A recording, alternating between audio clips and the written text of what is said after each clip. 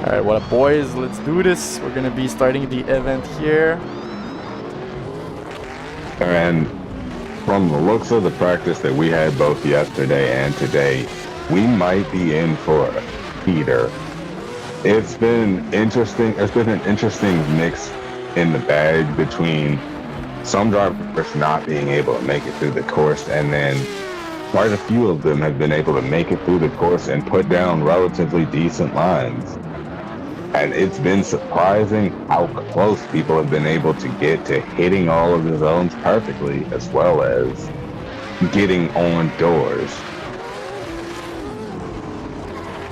One of the main battles that I'm going to call out now is that Justin Dutton battle down at the bottom of the bracket. So far, he's been looking like he has been on a heater, as well as Liam Akihiko. Getting that bye run through top 32 into 16 is probably going to be a blessing and a curse for him, because he's not going to have that first run of chase driving, but at the same time, he's going to come in with some heat. He might go out and experiment a little bit, try and throw down something a little extra, something that we haven't seen from him. Maybe try and push it a little bit to see how deep of water he can drag someone into when it comes to top 16, whoever wins through. But from the looks of it, we're gonna find out real soon.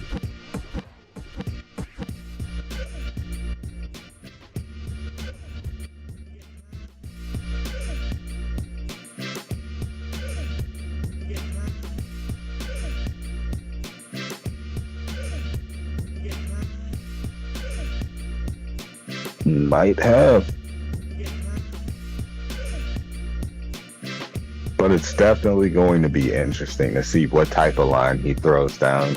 If he goes safe and runs just like he's been running through practice, which has been a pretty heater of a line. He may not be the super fastest through the course, but he has been putting the car where it needs to be, throwing a whole lot of angle at it and just really partying down with the car.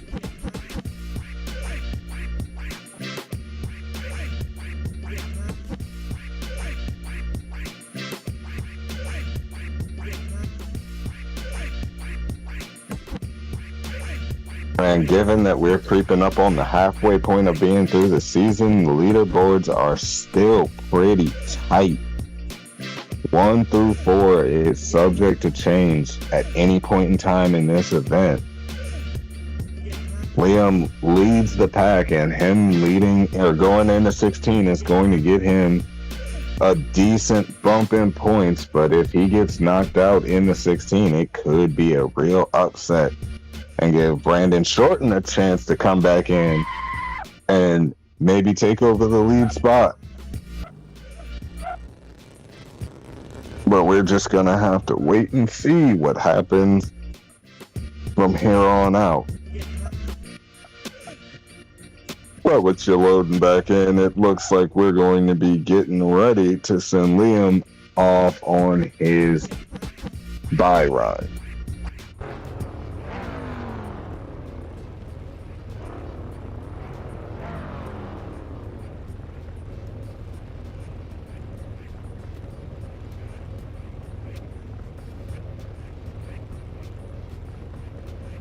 And it looks like he is ready to go.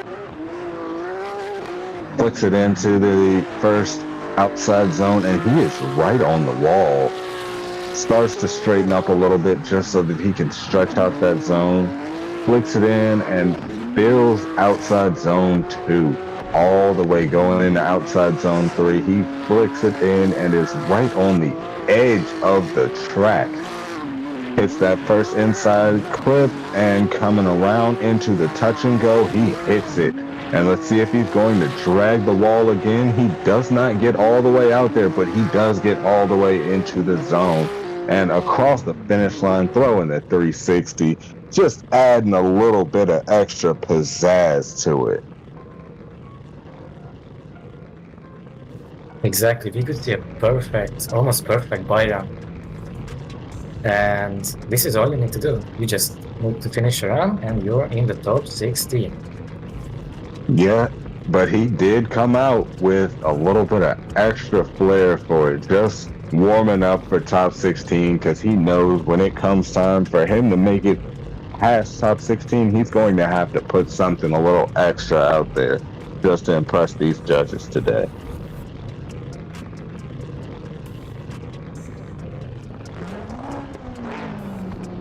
We've had real tough judges this season. We've had real tough scoring, whether it be in qualifying, first round or second round. But it's going to be interesting to see how that little bit of a mind game plays in to everything they've got going on. But from the looks of it, we have our second battle lining up, which is Benji versus Martinez. Benji up front, Martinez in the chase.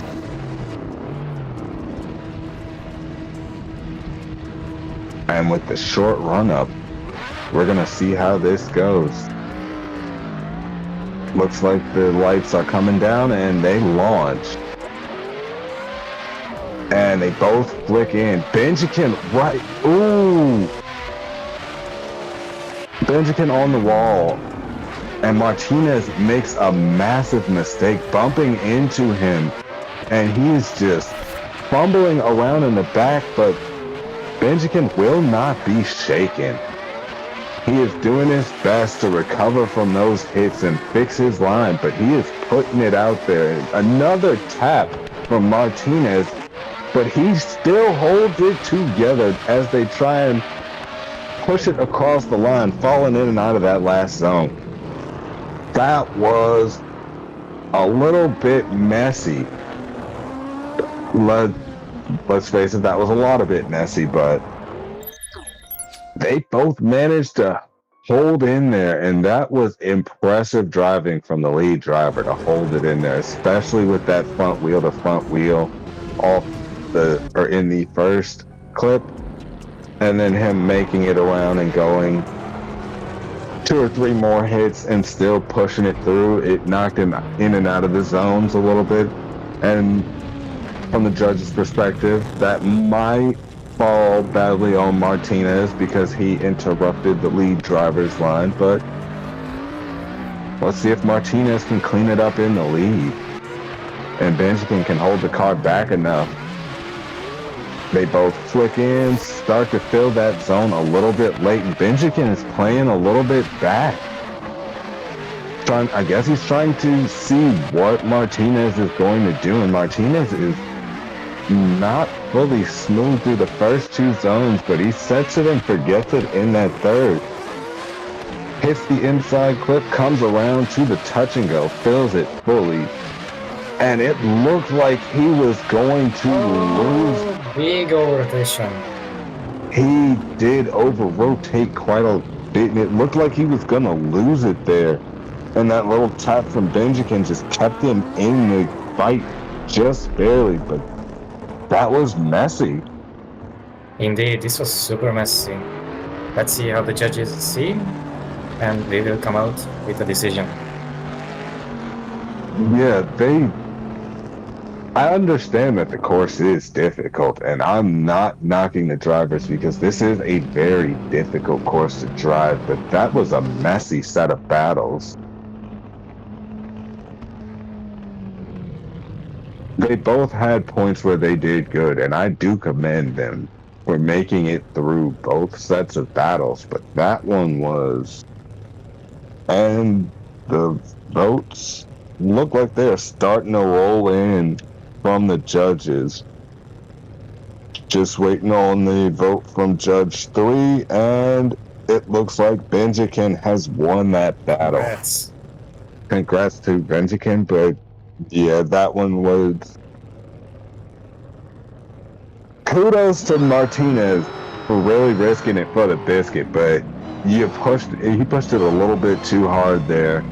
and really caused a few too many errors, both in his lead and in his chase, which caused the impeding on the lead driver. But our next battle, we have Simon Sandman and David Luxel. And Sandman was my dark horse for the first couple of rounds, so this is going to be interesting to see how he does. And quick flick initiation, but David will not be shaken on the door the whole way. Flicks it right across, puts a little bit of left foot brake in, and it's just smoking him out back there. Flicks it through. That was a tight transition on the bumper.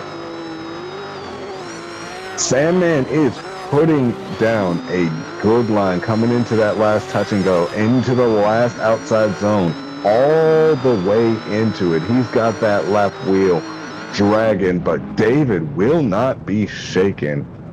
Exactly. But notice that Sandman had a tiny bit of tire drop, I think, on outside zone 3. And Yeah. David was cutting a lot of track to keep up on his door.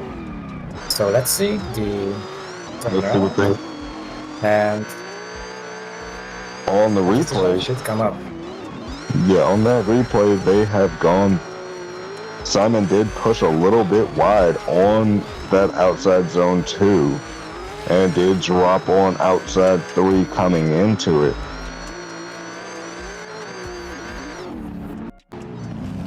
But it did not look like they had to do too much cutting in the chase for it.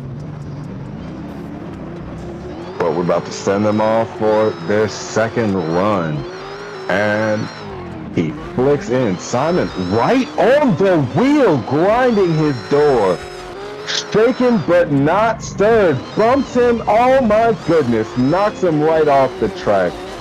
And that looks like it's gonna be all she wrote. Kudos to them for switching it around and wanting to finish out anyway, but that looks like it's going to be all she wrote.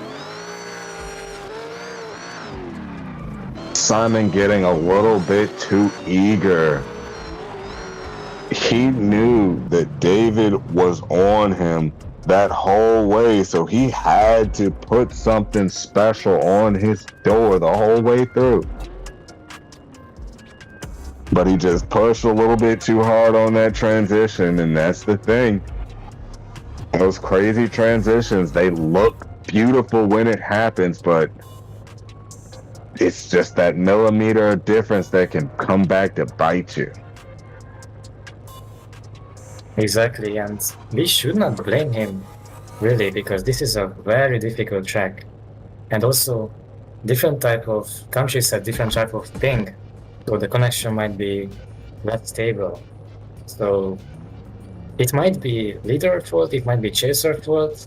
We don't know. The judges will decide. And one will advance to the top 16. That is true. There could have been something crazy that happened there, but that was an interesting segment, especially with them coming down the hill. That makes it 10 times more difficult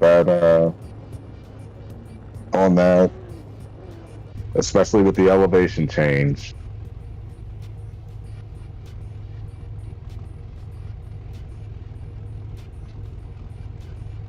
And it looks like the judges are really taking their time and going through replays, trying to figure out what all happened there, trying to make sure that they got the right call going.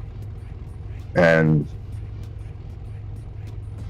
it's going to be a good one either way, whoever makes it through. But Sandman was on his door, just pushing him the whole way through. They both got a really solid first round in the lead and the chase, but when the position changed, there was a tiny bit of contact, and that should be the decider who goes to the top 16. Yeah, and from the looks of it, the judges still have not figured out who's at fault for the contact, because that was a real interesting. Maybe That was a David real- decelled a bit too early, or Simon was a bit too greedy to try and get on his door. The judges will decide. That is the question, whether or not there was a decel there, which there very well could have been, especially given how the transition or how a lot of the drivers seem to have been transitioning during their practice runs. And it looks like the judges have started to decide. And from the looks of it, there appeared to be a decel from David in the lead. Interesting. Yeah, that is very interesting. That'll catch you. That little bit of decel just before the zone. The judges did say that that in the drivers' meeting that they did not want to see any decelling before that decel zone, and that you were supposed to be on transition through that, or on throttle through that transition.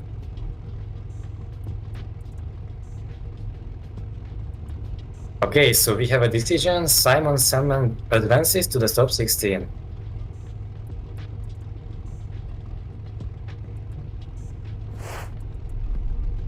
And looks like we have another 2 drivers on the line, ready to be sent.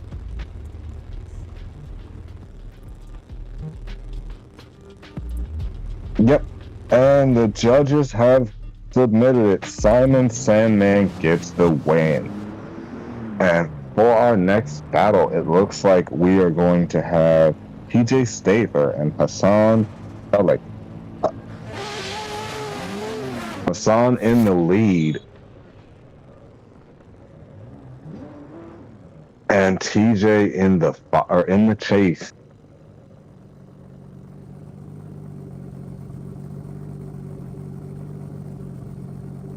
And what do we have going on here? Looks like we are having them reset. Set right back up at the start line.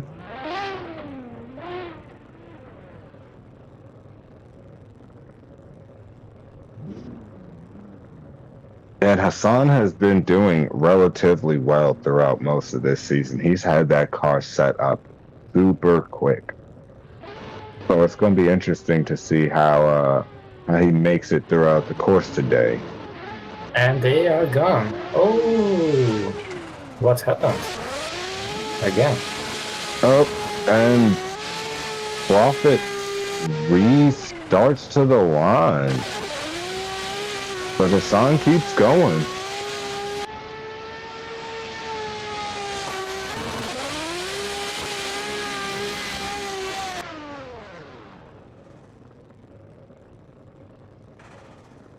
Looks like we have a second restart because I guess technical issue, but hopefully the next run is going to be finished by all the 2 drivers.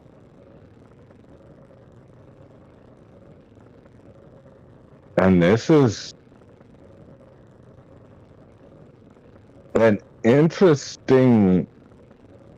This is real interesting considering Hassan has gone through almost an entire run and then did throw his initiation through that first turn.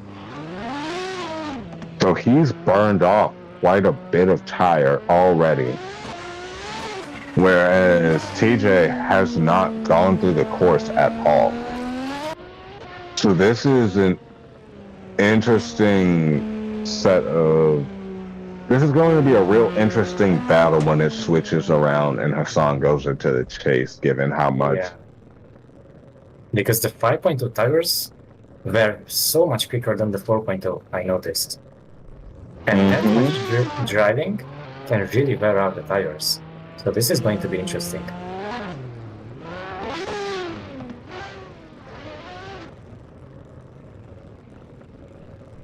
And This will be the final restart. So let's see.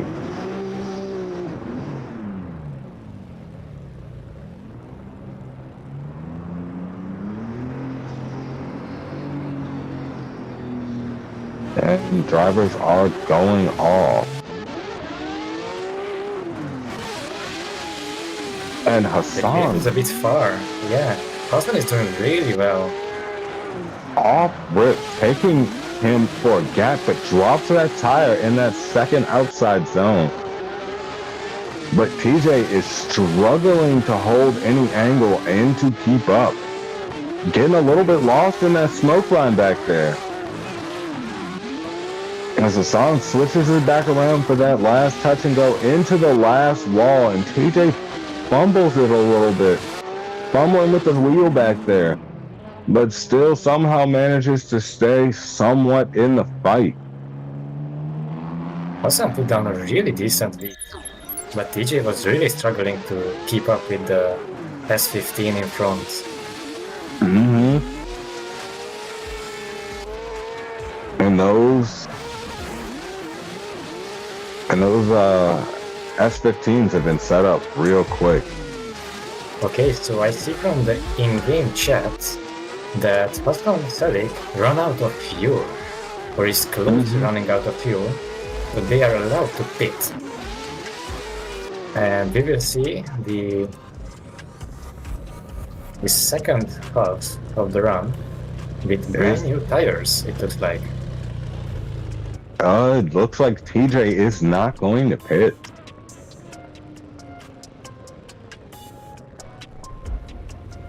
He's just gonna run it. And that's an interesting strategy. Is he going to go to pit?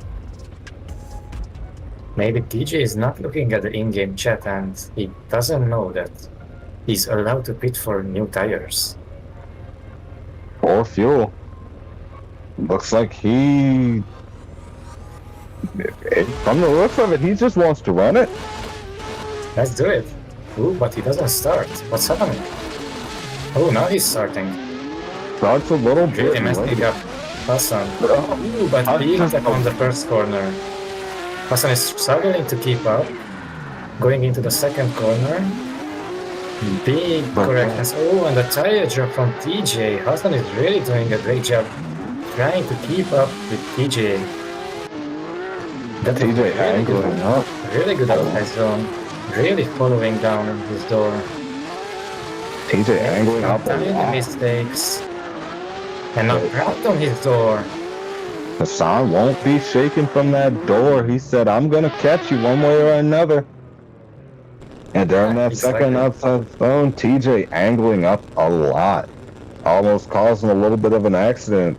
Kind of looked like he started to choke up a little bit, but both of them making it through the course. And it's going to be interesting to see how the judges look at that one. Because the first run, Hassan opened up quite a bit of a gap on TJ. And TJ was not fully stable in the chase. But when it came time for the lead, from my perspective, it looked like TJ threw a little bit of a weird initiation, which threw Hassan off, and then he just opened up a gap on Hassan throughout most of the run, and Hassan had to play catch up. Exactly.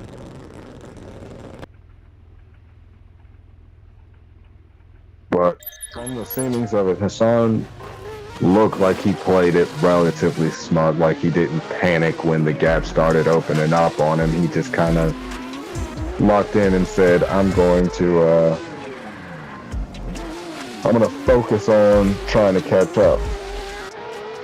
Yeah, that wall tap on initiation caused him to lose quite a bit of angle and just kind of rocket shipped him away. And then that second outside zone was a little bit weird with the tire drop and angling and up. And from the looks of it, the judges have started to roll in with their decisions. Who are they going to decide won this battle? Who put up a cleaner run? I've got my opinion on the matter. I think Hassan has a tiny bit of advantage because he put down a banger of a lead, even though he made tiny bit of mistakes, but it didn't show off the chase driver. But when DJ was leading, Hassan had to correct a lot. And that's why Hassan is going to the top 16. It's official. That it is. And it's going to be, looking at the bracket, we have Liam and Benji in top 16 already. And Simon Sandman going up against Hassan in our top 16. So far, going through this bracket, it looks like it's going to be a very eventful top 16. A lot of these drivers have been pushing. A lot of these drivers have been getting up on each other's doors.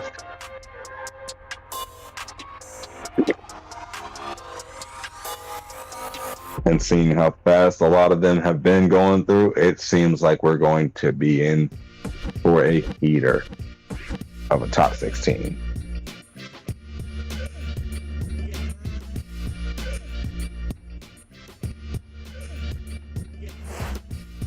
And the group B is joining the server now.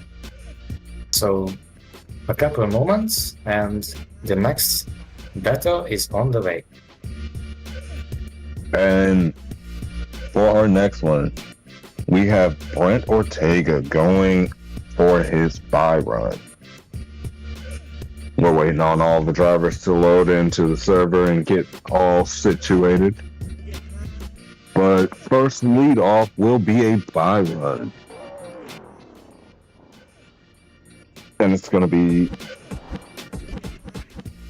Brent in his S15. So we're going to see how quick he has this setup, if it's as fast as all of the other ones.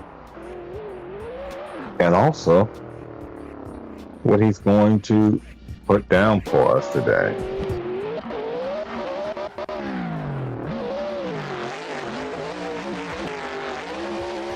But we're going to give the drivers about 2 minutes of practice time before we roll into the festivity. Oh, no practice. Game chat, they said 2 minutes of practice, and we've got one driver going, or we've got some drivers going through.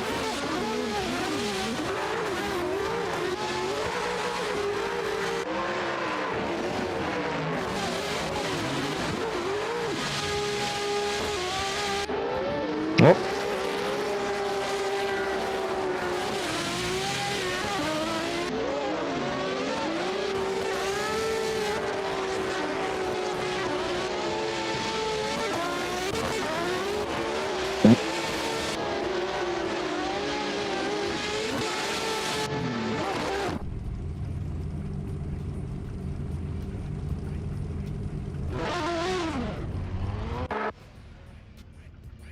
Okay, our Byron driver is going to the line, Brent Ortega.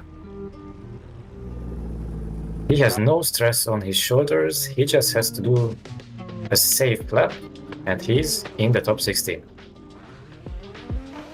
And I think he's gonna make it through the course, and off he goes.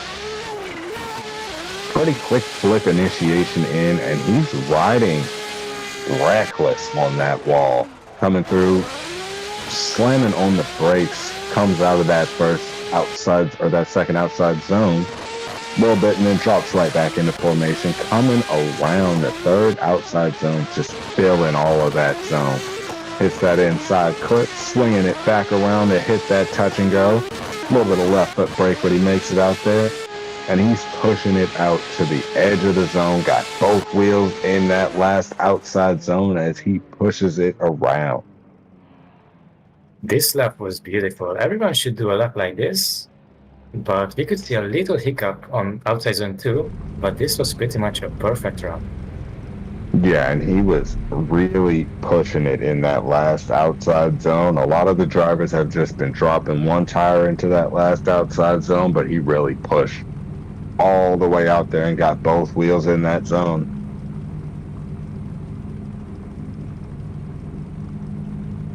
And we knew it going into it, but it's official by the judge's call. It looks like Brent Ortega will be in our top 16, going up against the winner of this next battle that we have to come up.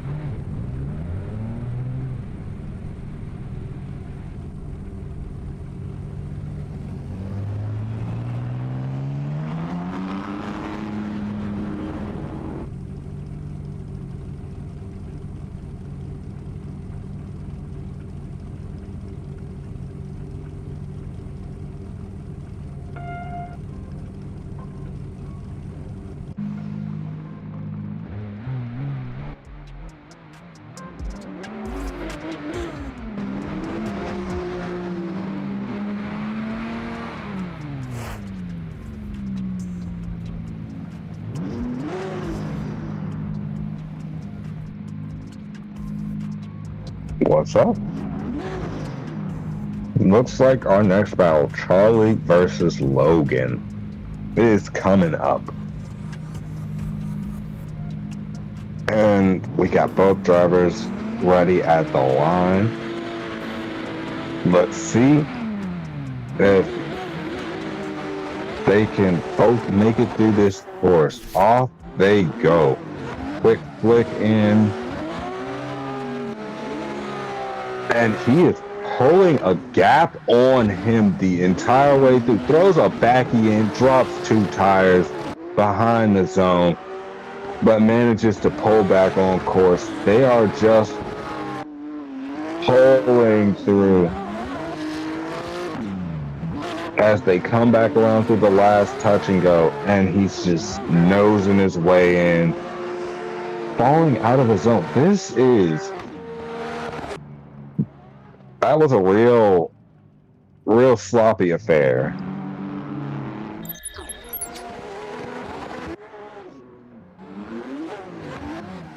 That was sloppy, to say the least.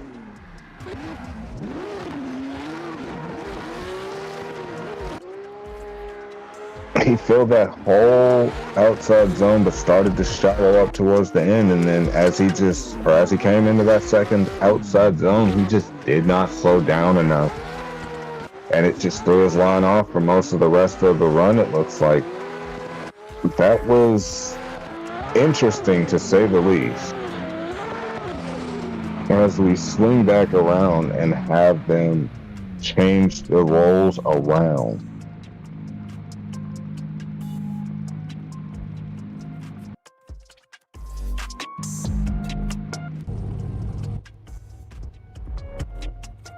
Oh my, the start light appears to have vanished.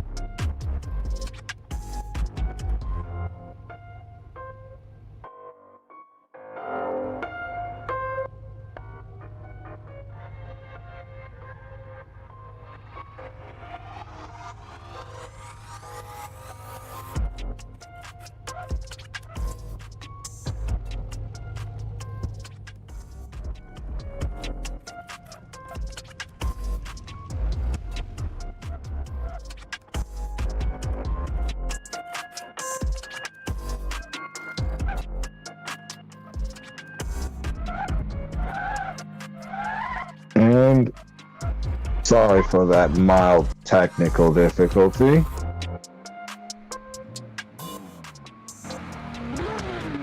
The drivers should be ready now. Yep, we'd have both our drivers at the line as the start light starts to come down and it strikes green. They fire off. And there's no gap on this one.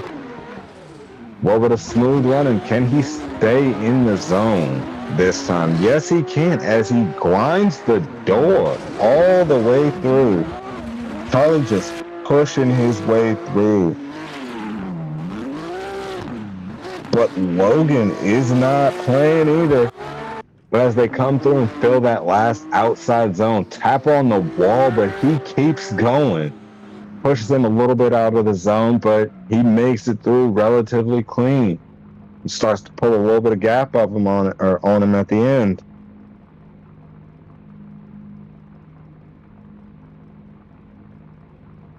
And that was interesting. The judges are going to have a lot of things to think about.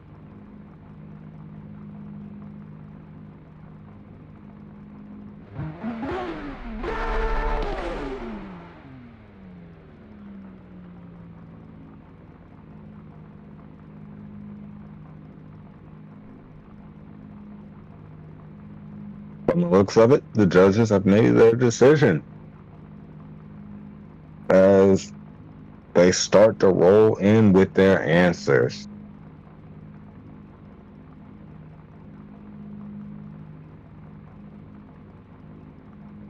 We have one vote in from the judges.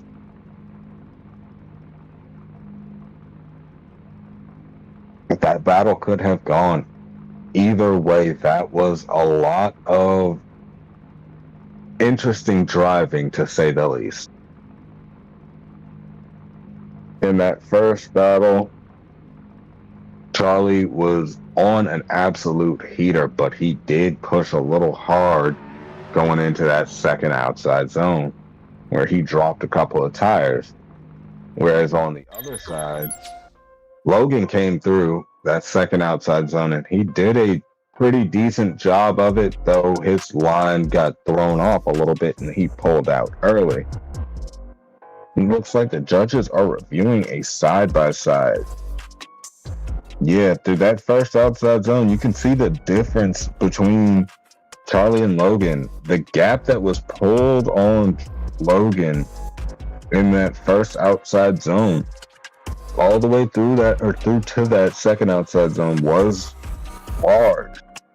But throughout here, through the second half of the course, Logan managed to stay on Charlie's door the whole way through. But with a good lead, a good lead will give you the opportunity to have a good chase. Whereas Charlie's lead was a little bit,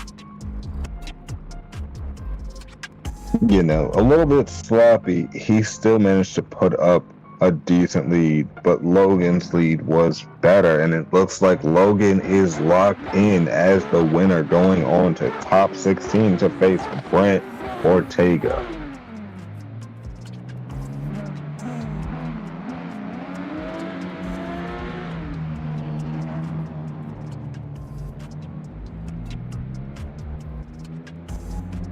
And so far, confirmed in the top 16, we have Liam, Akihiko, Benji, Simon, Sandman, Hassan, Selik, Brent Ortega, and Logan Michi.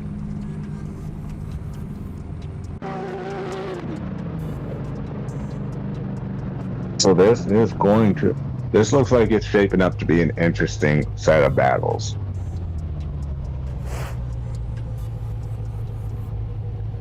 That Simon and Hassan battle is going to be interesting, but we have our next set of drivers lined up, which is Jack Lai versus Josh Parsons. Jack Lai leading first, flicks it in, and Josh is right on the door, slings it back around and filling that whole second outside zone, pulling a little bit of a gap on Josh. Oh! And he tapped the back end of him and chokes up a little bit, but tries to reinitiate and get back into it. But Jack just stable through the whole thing. Will not be shaken, will not be stirred. He said, I'm here for this all day. On the wall.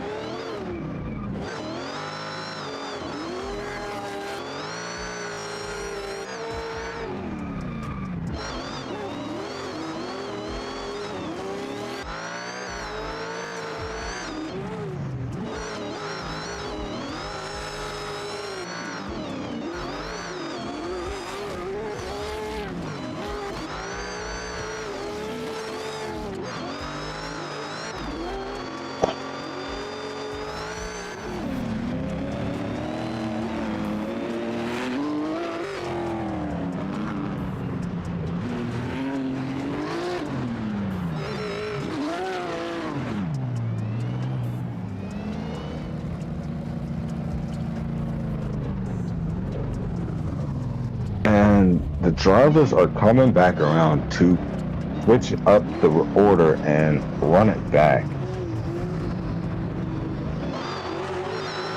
And they're off.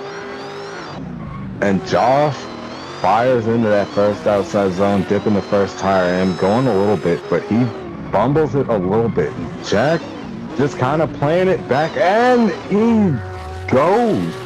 Over rotates, comes out of that zone and chokes up, but still tries to get back into it. And I'm pretty sure that's going to be a 0, but he is still coming out to put on a show for you guys. So let's see how he's going to finish it off, and finishes it on the wall with Jack on his door the whole way through.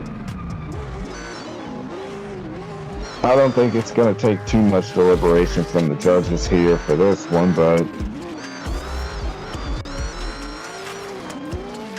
Yeah, this one is kind of not difficult to decide, but they still did both a very good job. We thank them a lot to participate in these events, and best of luck in the next round. Mm-hmm.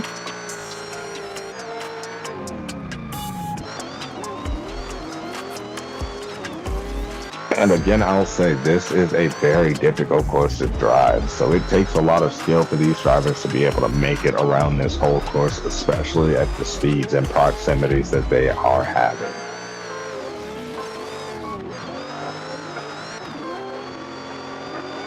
So, nothing but respect to the drivers, but this one seems like it's going to be a relatively cut and dry decision from the judge's perspective.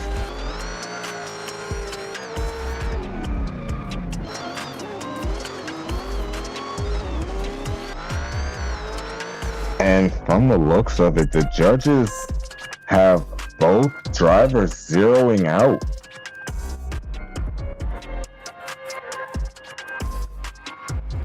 And they're running back Jack's, which, yeah, outside zone 3, he drops 2 and has to reinitiate from the looks of it. This is interesting. I did not think that we would see something. Yeah, one more time. Yeah, from the looks of it, we're going to run that back one more time. Both drivers zeroing out. So yeah, from the judge's perspective, this is a pretty cut and dry decision. Both drivers zeroing out. So it looks like we are going to see them come back and do a one more time.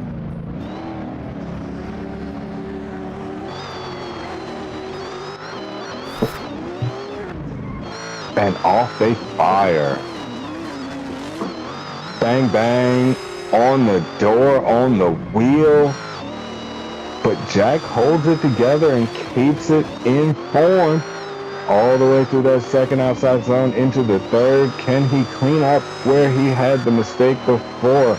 And Josh chokes up and has to reinitiate as they come through that last touch and go into the last outside zone. That was a clean run from Jack as he pushes a little bit further outside, and Josh noses in on that last outside zone. Just trying to give that last little exclamation point across the end.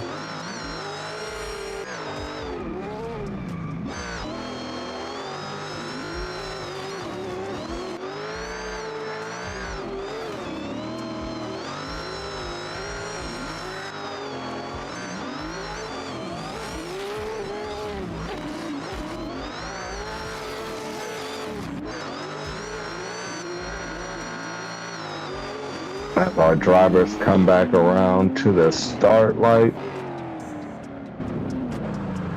and get ready to roll or reverse rolls. The question now becomes, can Josh clean up the mistakes that he made throughout that whole first run and come back and put some start is off. As they fire through the chicane, slow rolls his way into that zone. It throws a little bit more angle at it as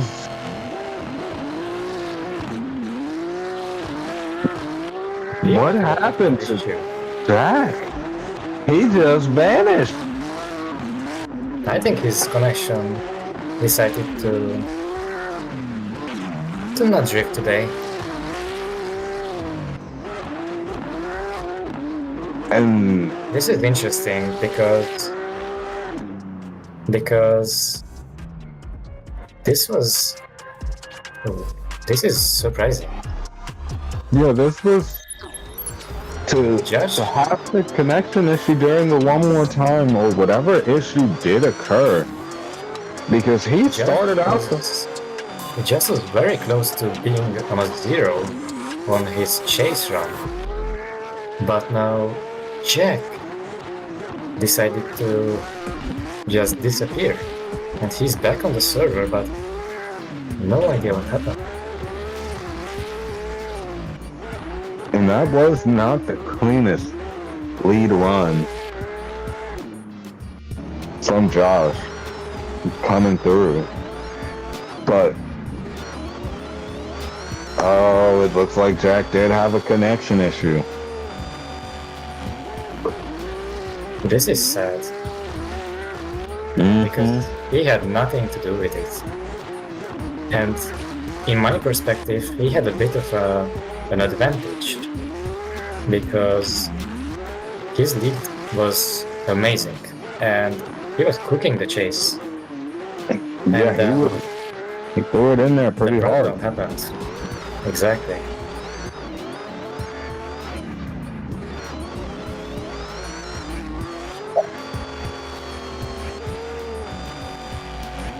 I suppose the question is, will the judges see this as a restart, even though it was past the restart line, or if they're just going to have to live with the results, which would be tragic to say the least, because no driver wants to go out like that.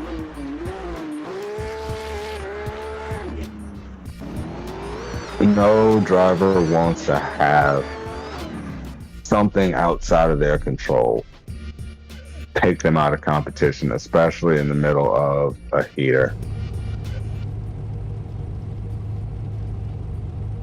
Looks like some judges want to do an ONT, some don't. They will decide. I think they're going to run it back and a one more time. It is indeed a one more time. Okay, so it does count as a mechanical issue, so the judges are just going to run it back one more time.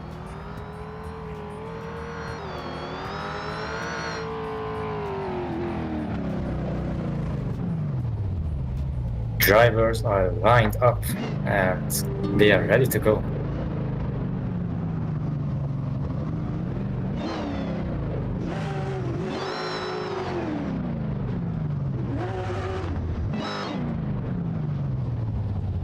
Looks like we're about to get them sent off to the races.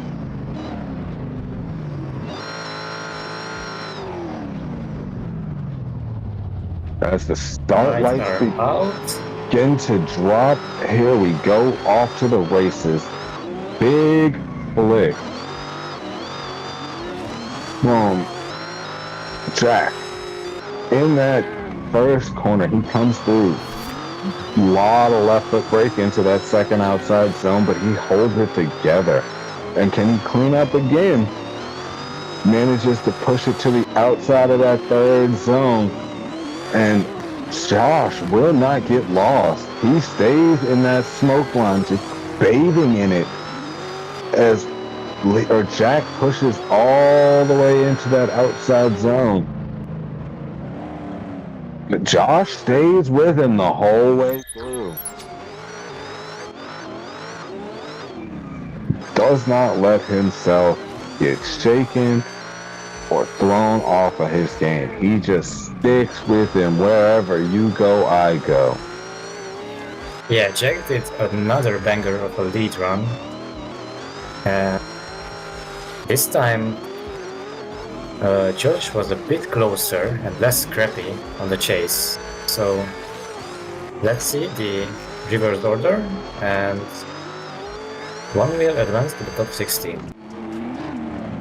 Yeah, he managed to push him a little bit more. Sure, he did not have incredible proximity. He wasn't riding door to door the whole way, but it was impressive how consistent he was able to keep his proximity throughout most of that. As we get the driver to the line and reverse the orders, send him. A little bit of a slow roll. Oh, big impact. What happened there? As Jack makes a little bit of impact, we're gonna have to wait until it runs over and check out that replay, but that was interesting. As he that's gonna... This is very scrappy. Yeah, this is gonna be a real scrappy run, to say the least. Let's see the replay. I can't wait for the finish of this one so we can check out the replay. In my opinion, Jack was the fault of the contact. Yeah, but the question on the outside zone 3, George was like a bit too fast, like trying to save what's remaining. And I don't know if you can consider it his fault or just he was trying to fix everything that happened at the start of the run. The real question comes down to whether or not, just like that battle earlier, whether or not he was decelling in an area that he wasn't supposed to be.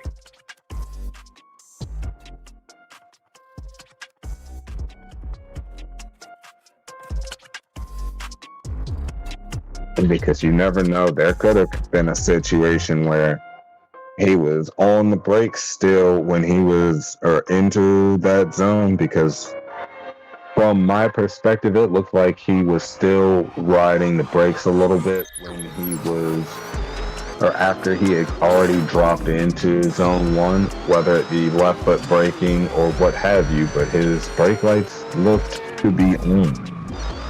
So it could be a situation where he was still decelling partially, or left foot braking a little bit too heavily, causing the impact, or it could be Jack just getting a little too overzealous and bumping into him.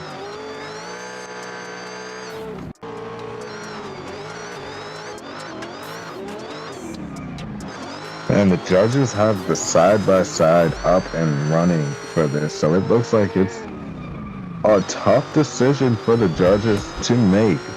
They are sat here scrutinizing over which driver did better. And they're really checking into these replays. They're really looking into it. Look, Jack did look like he put down a heater of a lead run. And from my perspective, and I'm no professional judge or anything like that, just somebody here to color commentate, a fan of drifting like everyone here in attendance today. It looked like Lead versus lead, chase versus chase. Jack was a little aggressive on that chase. It could be shared fault. It could be, I could see it going either way. And the main reason that the judges are having such a long time scrutinizing through it is because in the essence of not extending this out too much, not going too long, considering the possibilities of issues like such where we have drivers just incompleting instead of constantly sending them one more time. The one more times are there when needed, but we do not intend to go multiple. Drivers are allowed a maximum of 2 one more times, and past that second one more time, once you are in your second one more time, if you incomplete, the drivers are only allowed to have the judged runs up to lead versus lead, where however far in your lead you are able to make it, that is how far is judged head-to-head, lead versus lead. So whoever... Looks like we have a split decision. Judges are starting to put in... And Jack advances to the top 16. It appears that Jack has won.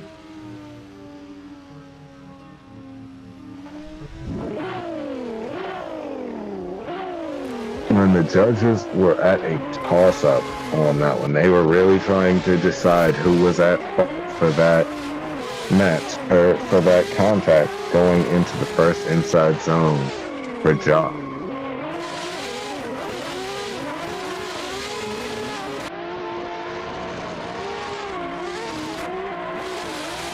But it looks like they are going to give the go-ahead to Jack.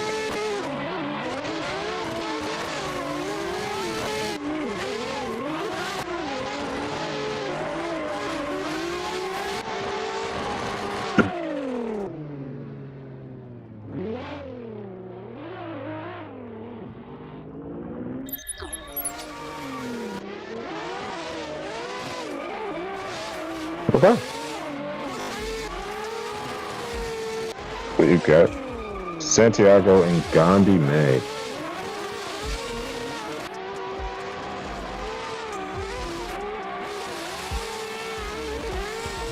Oh no, I was in the judges chat trying to get caught up on everything that was being said with the judges.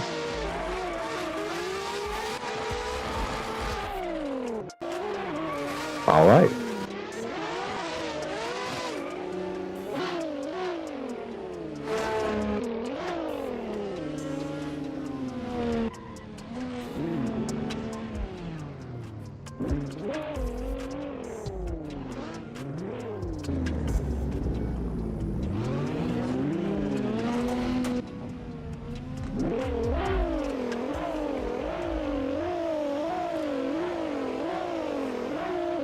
And Gandhi is in the lead, ready to go in that S15.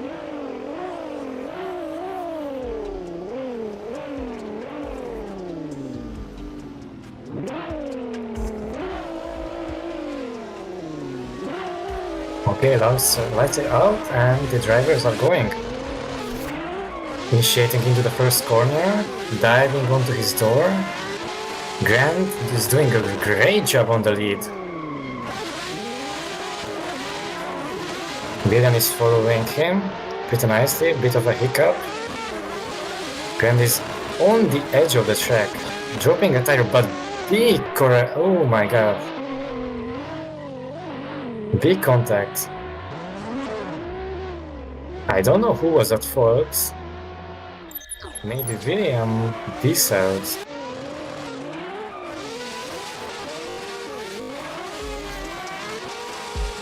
And that was definitely interesting, given it was front wheel to front wheel contact. He really did hit him.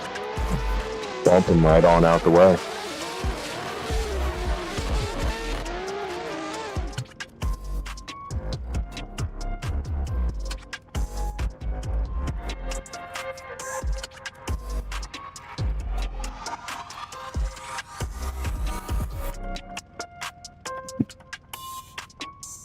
Okay, so William was doing a great lead until the contact happened. And in my opinion, it might not be correct, but Grandy was at the fault of the contact.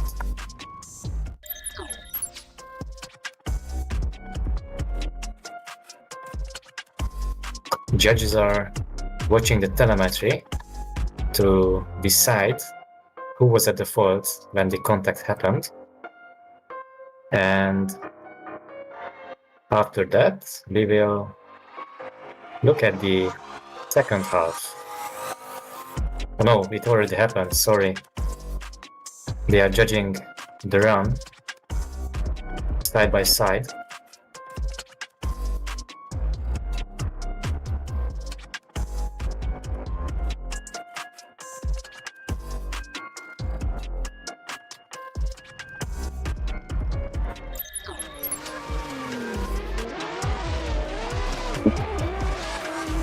From the looks of it, from my own unprofessional opinion, it looks like Santiago just got a little bit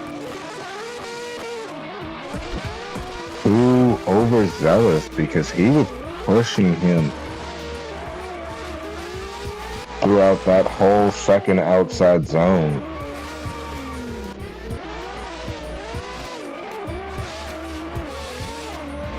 And though he was left foot braking, he was still able to hold it in the zone and continue to accelerate. And Santiago's car was fast. It is a fast car. He has it set up quick. But it just looks like he's trying to hold that thing back there and not push too far or too fast. But as soon as he starts getting a little bit of a gap pulled on him, he opens it up. And it looks like he just opened it up a little bit too much. Started to grip up a little bit, cut inside the line a little bit. As Gandhi was on the outside line trying to fill that full outside zone. He filled most, if not all, of the outside zones. One started shallowing up, filled outside zone 2, and it looks like there was a little bit of contact there at the end of outside zone 2, and he's filling all of outside zone 3, not going terribly deep, but then maybe dips a tire or something like that. That's the only thing I could see that could have possibly happened. Judges are really into this case because they are still watching the replays. And the judge votes are starting to roll in.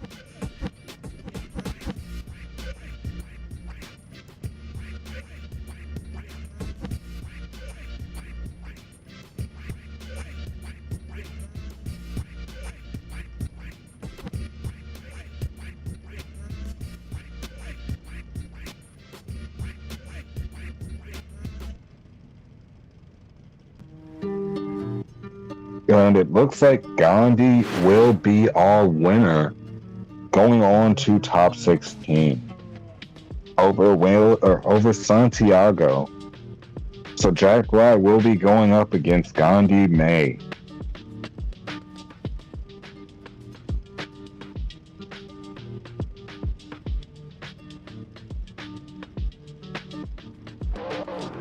And with that, our first half of the top 32 looks completed. And we are going to the right side of the top 32. Which means Group C is joining the server. And in a short time... No, go ahead. And in a short time, we will see the next battle.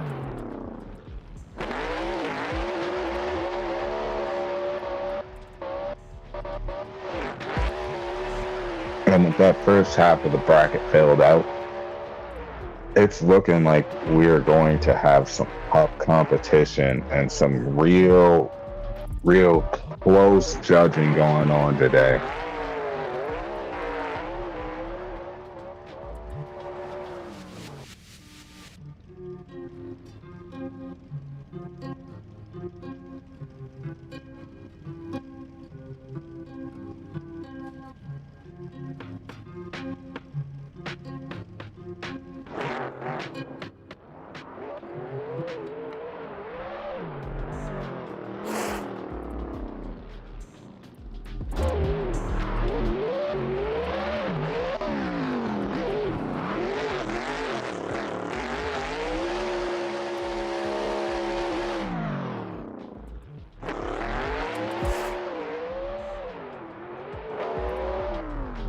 And from the looks of it, we're getting ready, getting situated, getting all of the drivers into the lobby,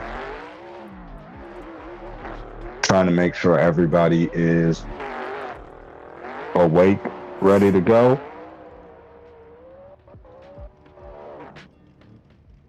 We have our judges getting ready, getting situated. We have Like, one of our judges have connection problem and cannot join the server, but he's on to fixing it. And for our first battle, we have Brandon versus Ivan. They are lined up, ready to go. And Brandon Shorten has been on having a really good season so far this year.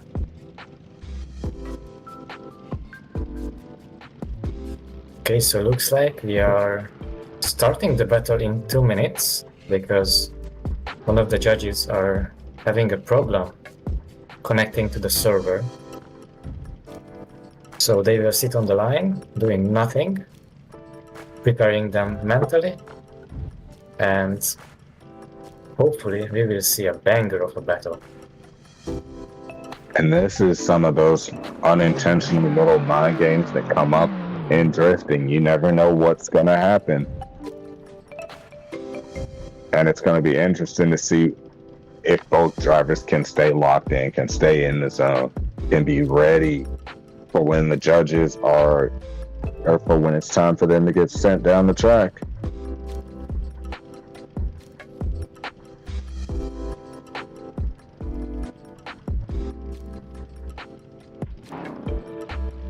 Looks like they are getting ready, told by one of our marshals.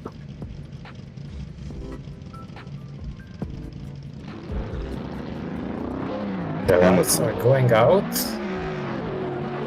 doing an early start, initiating into the first corner. Brandon doing a good job, feeling it nicely.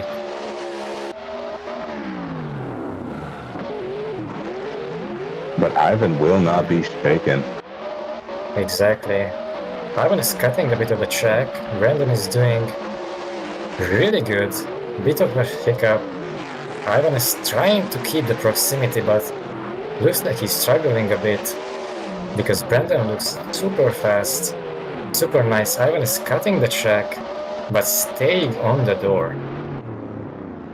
And Brandon was super planted throughout most of that run. He came out of the zones a little bit early a couple of times, and he was a little bit shallow throughout in a few spots on the track, but he managed to push himself back out there and keep it clean, keep it classy. And that just goes to show that consistency that he's been showing off all season that's got him in this position of second place in the point standings.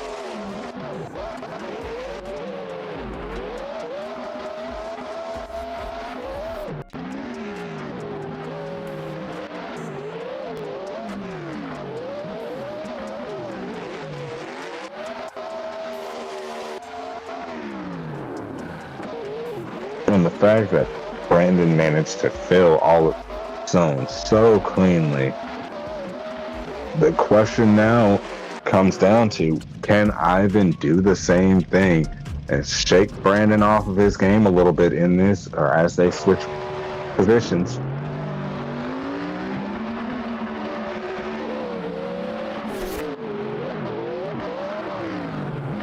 And initiating to the first corner, Ivan is filling the zone. Trying to keep proximity, he's doing really well. Ivan is on the edge of the track.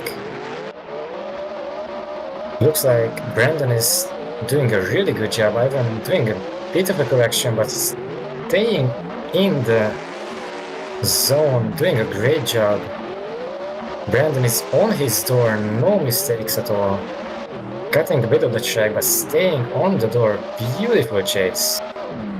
Just grinding the door through that last outside zone, and those transitions from Brandon were on point.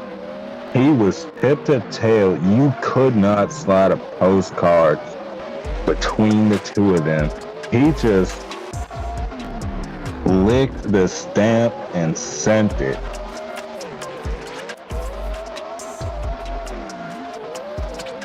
No games were played the entire time. From initiation, Brandon was right on the door, transitioning on the bumper, going right back for the door. He filled all of the zones that he was supposed to in the front. Ivan did, but to put that type of push on your lead driver just shows how much of a trust you have in your lead driver and how good of a driver that lead is, or that lead was. And the judges are looking at the side by side, so they're having a tough time deciding who did better. But Brandon was just bathing in that smoke and popping through like a shadow, relatively planted in the chase, but fidgeting a little bit with his proximity, whereas Ivan, not necessarily as planted in the chase, but he was pushing for that proximity the whole way through. And it does not look like the judges are going to have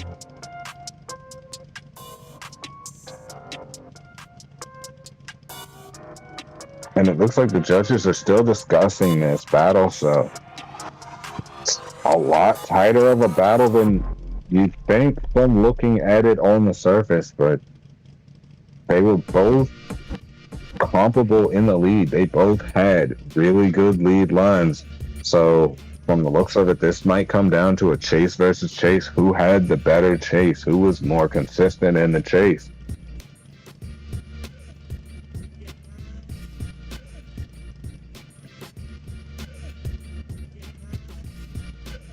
And it looks like the judges' decisions are starting to roll in.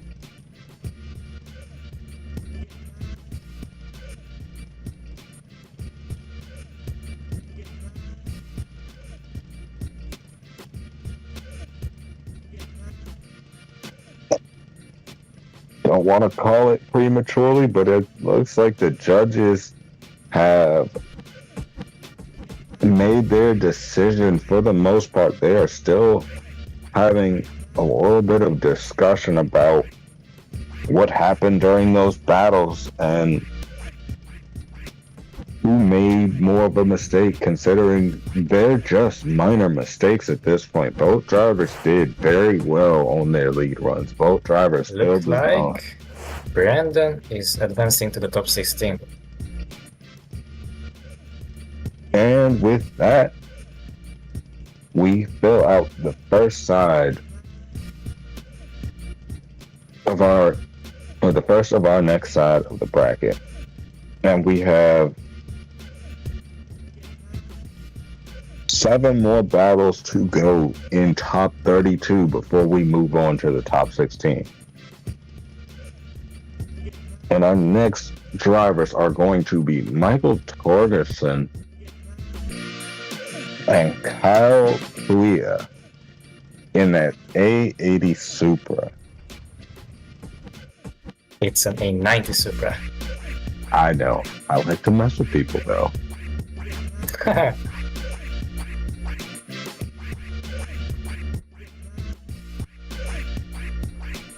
Occasionally, you gotta flame people.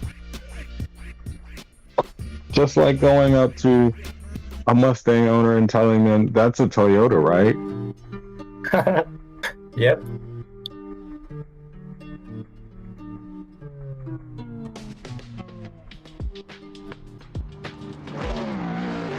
Looks like Kyle is pulling up with the BMW Z4.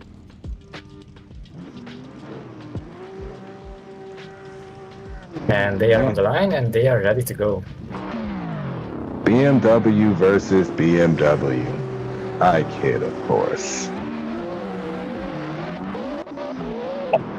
Initiating into the first corner.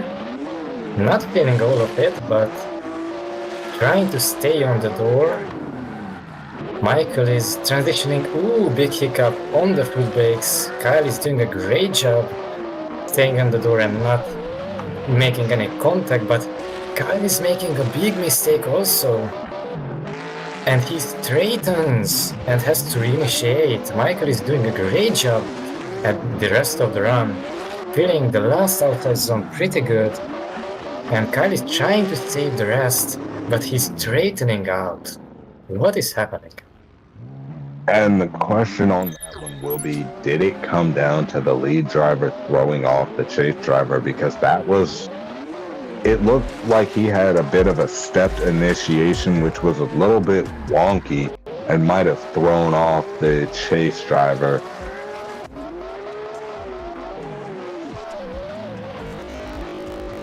As we look back at a replay, no, it was just weird. That was just a really weird run, I guess.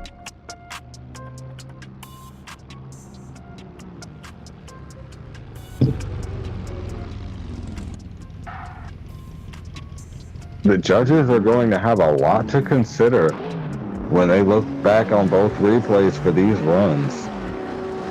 But the drivers are lined up and ready to go.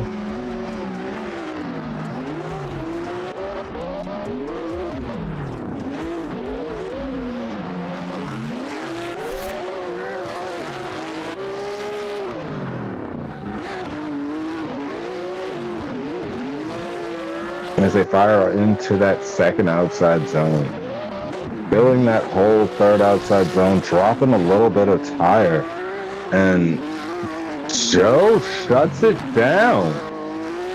Interesting. Sorry, I was muted. I don't know what happened. I forgot to unmute myself. But these two zeros on the chase. This is weird. Both of them shut it. This might come down to the lead, or even one more time. Both of them shut it down right at the same point in the track. I don't know if it's a gearing issue or what have you, but that was definitely weird.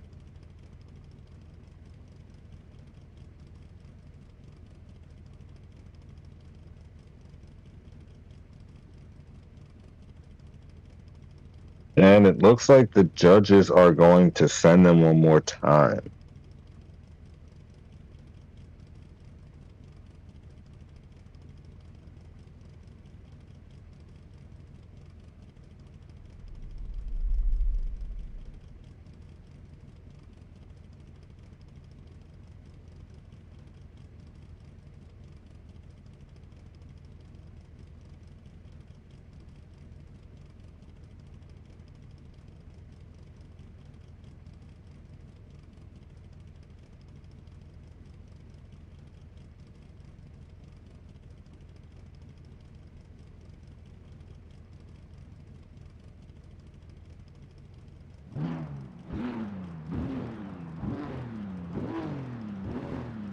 And from the looks of it, the judges are going to send them back one more time. Both of them having that incomplete in the same area and relatively comparable lead runs. it's going to be interesting to see how they manage to clean that up. If both of them are going to make that same mistake again in the same spot, or if they're going to leave it out of the judges' hands and really put it on each other's door, like they seemed like they were trying to.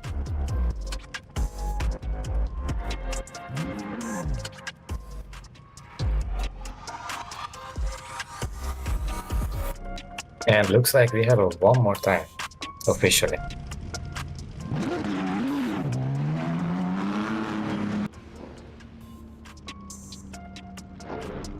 And they have come back to pits for fuel and tire, and they are coming back around to the line.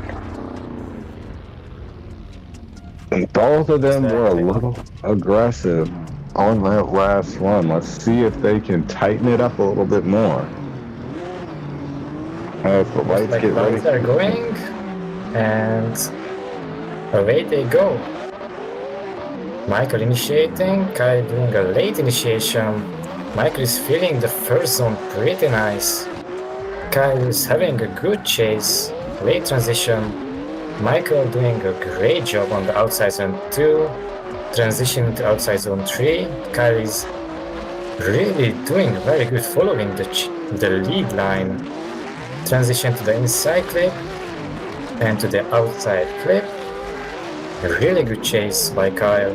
Michael is feeling the outside zone pretty good, but on the foot brake, making contact, oh my goodness, and a big crash before the finish line.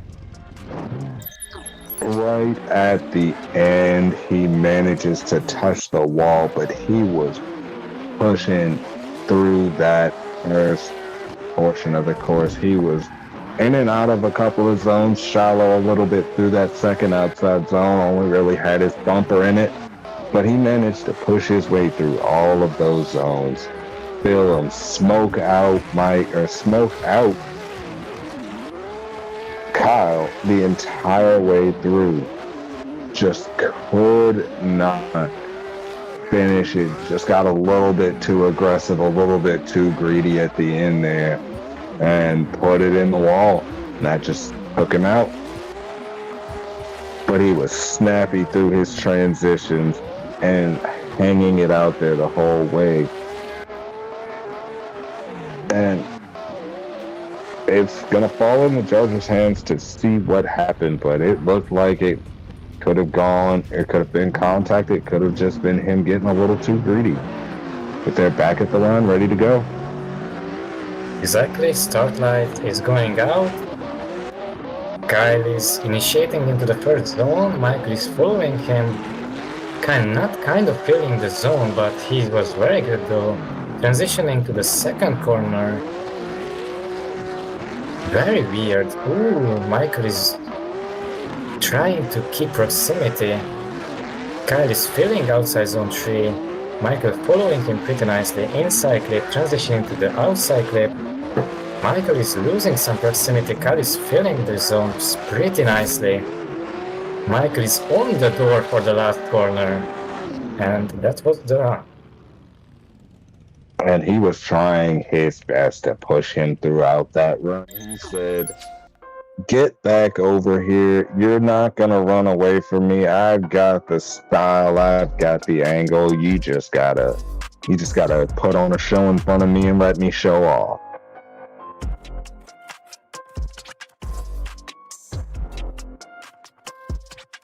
And the judges are running the side-by-side.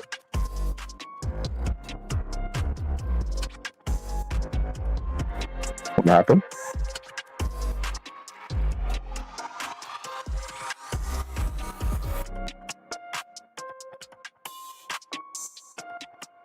And the judges are having a tough time considering how tight both battles were.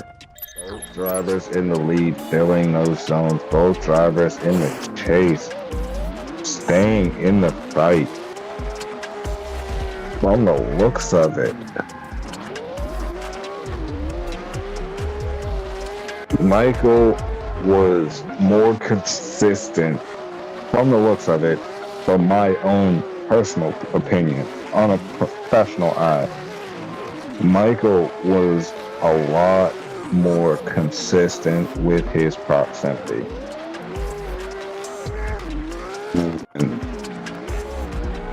Kyle was having to be a little bit more darty. He was diving in and falling back a lot more, but he had closer proximity throughout most of the run and was even pushing Michael throughout that last zone into him hitting the wall a little bit. And I believe at this point, given how tight, how close the battles are, and how well Michael managed to stick with him and put him on the door, put it on the door throughout his chase run, it's going to be interesting to see what the judges do decide is going to be the decision or the decision of fault and what comes out of that first battle with Michael in the lead.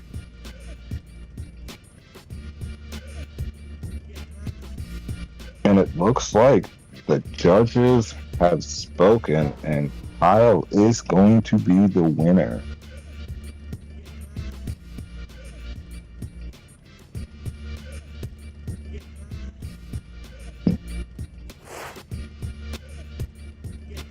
And from what the judges are saying, it looks like Michael was just pushing it a little bit too hard, risking it a little bit too much for that biscuit, and just bit it.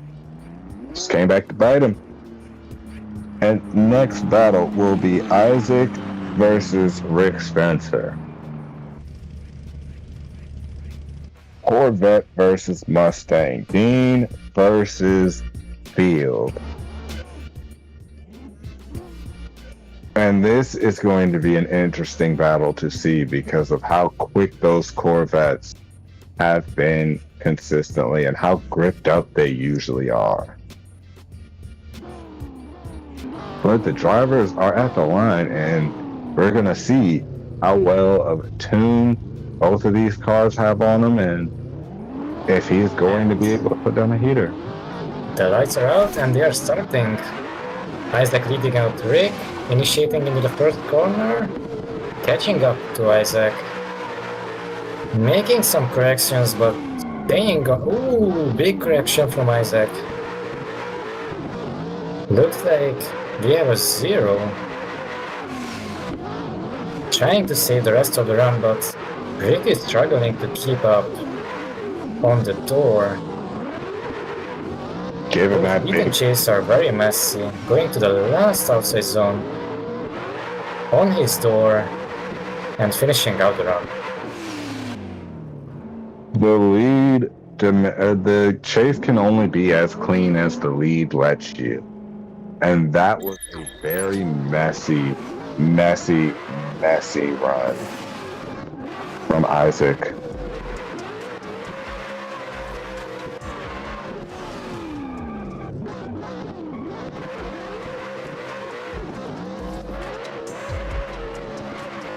Rick did the best that he could trying to fix his line, but that looks like it's going to be a full-on 0 for the lead driver.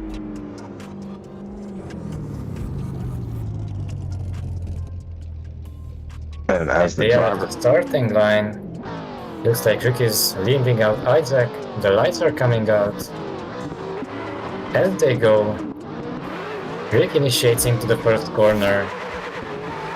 Ooh, but Isaac makes big contact with the wall and he shuts down. Rick is continuing the run. filling all of those outside zones.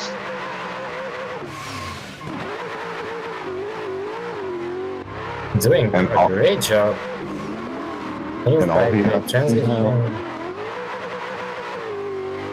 And all he has to do now is make it through the run clean, which from the looks of it, he will, filling that last outside zone cleanly.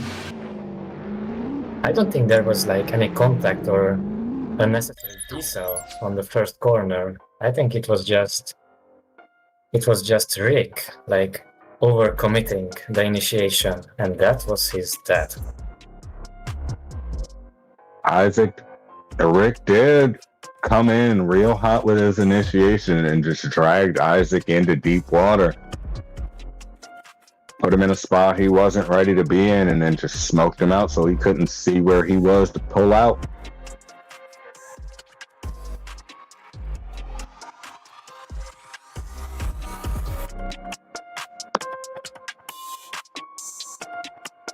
And it looks like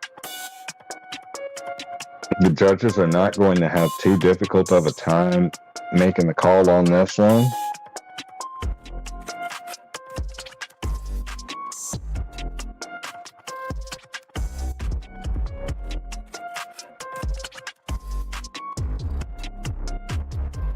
Oh. So the judges are saying there might be that mistake that caused, or that was caused in the first run. They're saying that that might have come from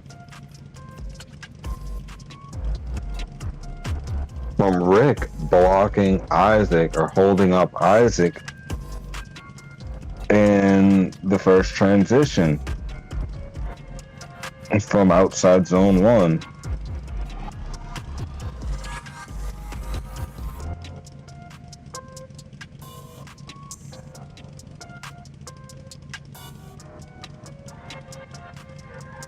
And it looks like they are not going to put it or put the fault for that mistake on Isaac. Or on Rick. And the judges are still debating.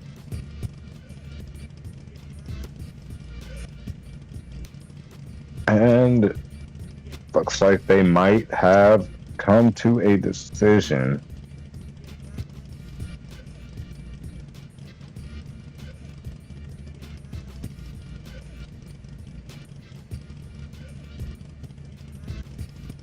And I believe the judges have decided that Rick will win, and Rick has officially won. And it's going into our top 16. Up against the winner of our next battle, which will be Max Jagger and Kevin Ostatek.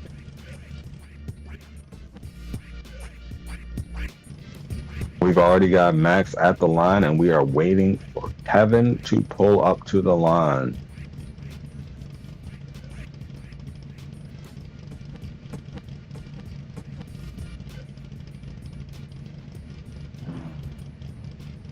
As you can see on your screens, we have most of our top 16 bracket already filled out as Kevin pulls up to the line. Exactly, Max is on the starting line. Kevin is also at the starting line. They are waiting for the light. And looks like the light is going off. And they go. Max Jagger leading out. Kevin Ostatek into the first corner. Feeling out pretty nicely. Transition to the second corner. Max doing an incredible job, but Kevin is struggling and taps Max, straightening out, I guess. Max is still holding on, doing a perfect third corner into the inside clip. Kevin trying to get back in the fight. Doing a nice hit zone, but Kevin is struggling. Yeah, he did not have the speed dialed into that car he was expecting coming into this battle. And Max just pulled a gap on him. As soon as he threw it in and made it into that first corner, he just started pulling, and the side bite he has dialed into that car. Gonna be interesting to see how he holds it back, how he contains it when it comes time for them to switch the roles and go into the chase. And another thing that could have caused that issue is the dropping of the tire in the second zone. Exactly, but it's time for the second round of this battle. Kevin leading out Max, initiating, but a huge mistake from Kevin. Decelling too early, Max crashing into him. And What happened? from the looks of it, he just threw it in a little. I feel like that could go either way. Max was being real aggressive on initiation, and I'm guessing he was expecting Kevin to be initiating a little bit faster than he was. But I think Kevin initiated before the decel zone. He was dragging the handbrake. So it really threw Max off. Yeah, the contact happened in the decel zone as well. So I think that just was Max being a little bit too gung-ho, getting a little bit too much dip on his chip. We are not professional judges, so we let the decision decide by the judges. And the judges are discussing it.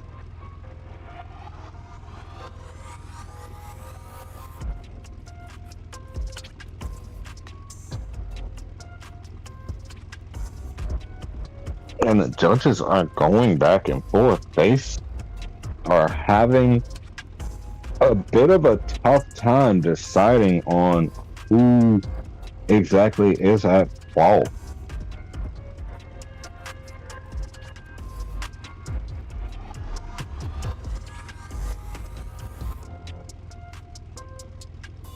So this could go either way.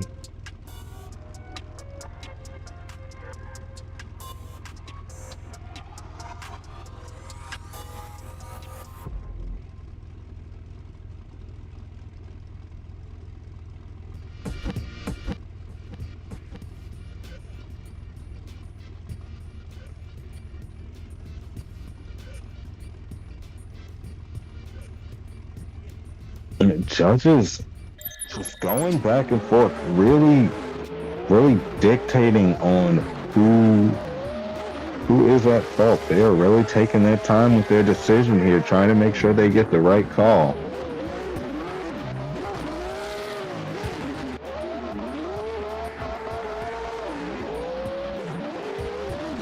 And it's this initiation right here. Everybody's been so quick through that initiation. And like I said, the question would come down to whether or not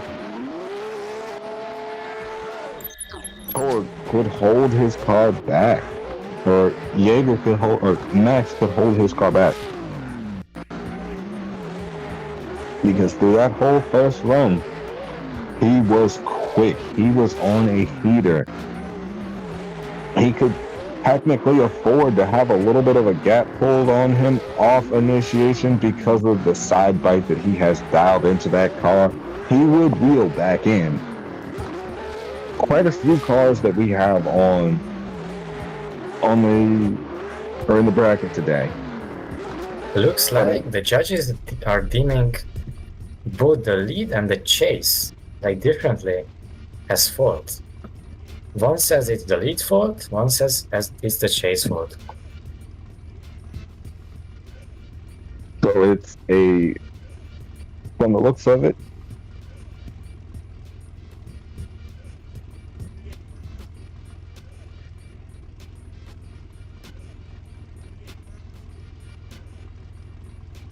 the judges are really having a tough time. This might be a split decision one more time.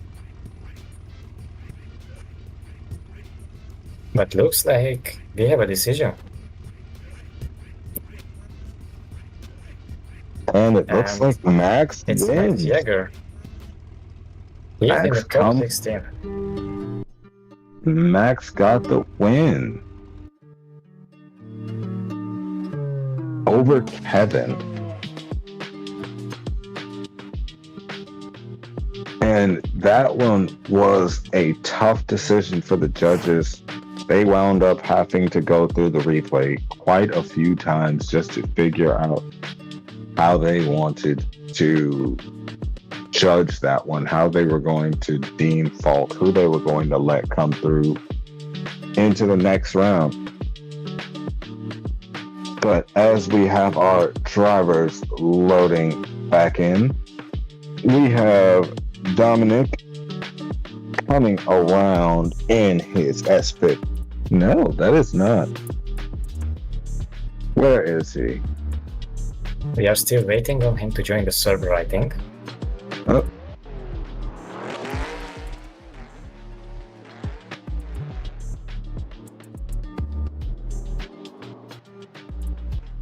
Yep, there he is. Dominic coming around in his Team Reverse GTR for his bye run into the top 16.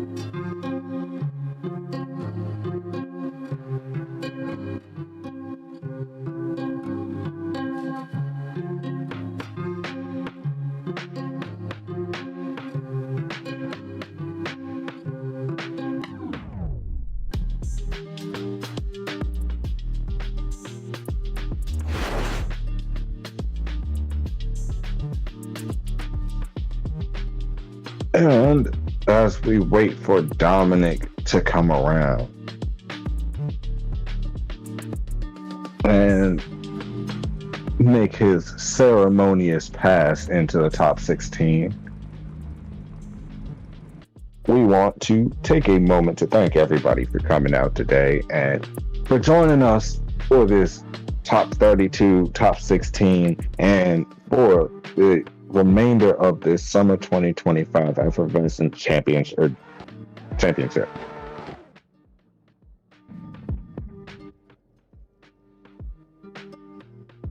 And we're gonna have a lot of fun this summer.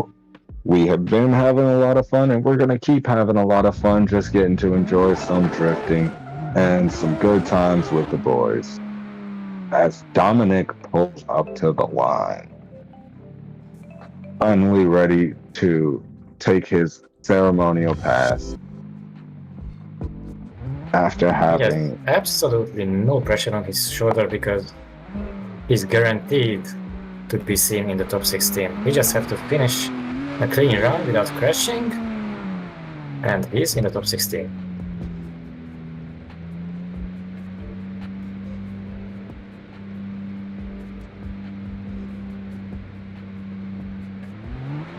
And the lights are out, and Dominic is going.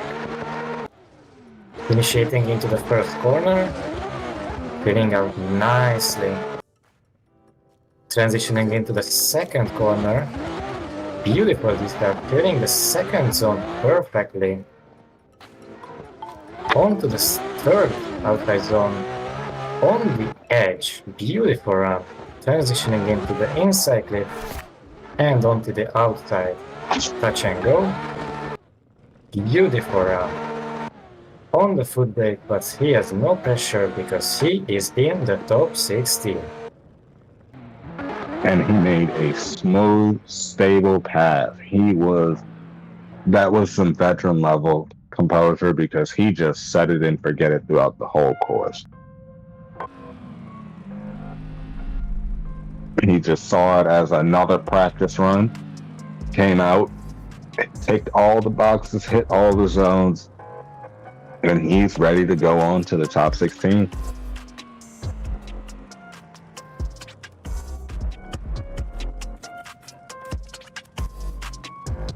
And if he can hold that level of consistent driving when it comes into top 16 and any other battles that he has coming up, he's going to be a tough one to beat. And he's going to be going up against the winner of our next battle, which will be Michael Trab versus Felipe Santos.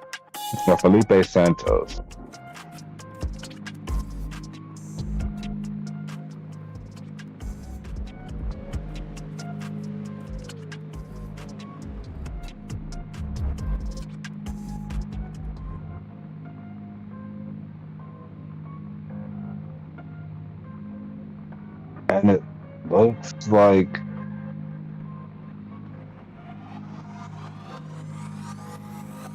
like Michael is choosing to chase first.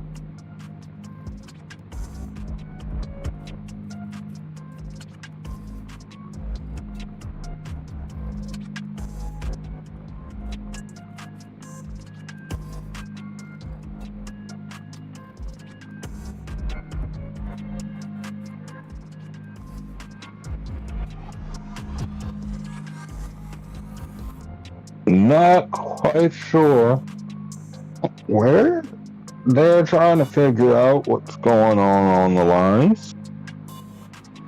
So while we get that all sorted out,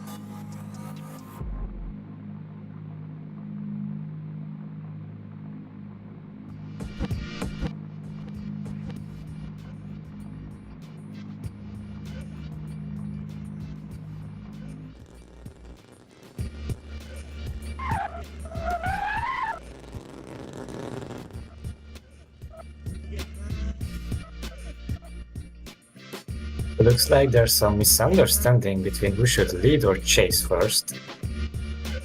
yeah, and it's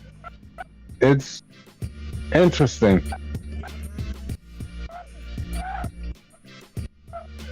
Never thought I would see the day where someone doesn't accept that they're ranked higher than they actually think they are.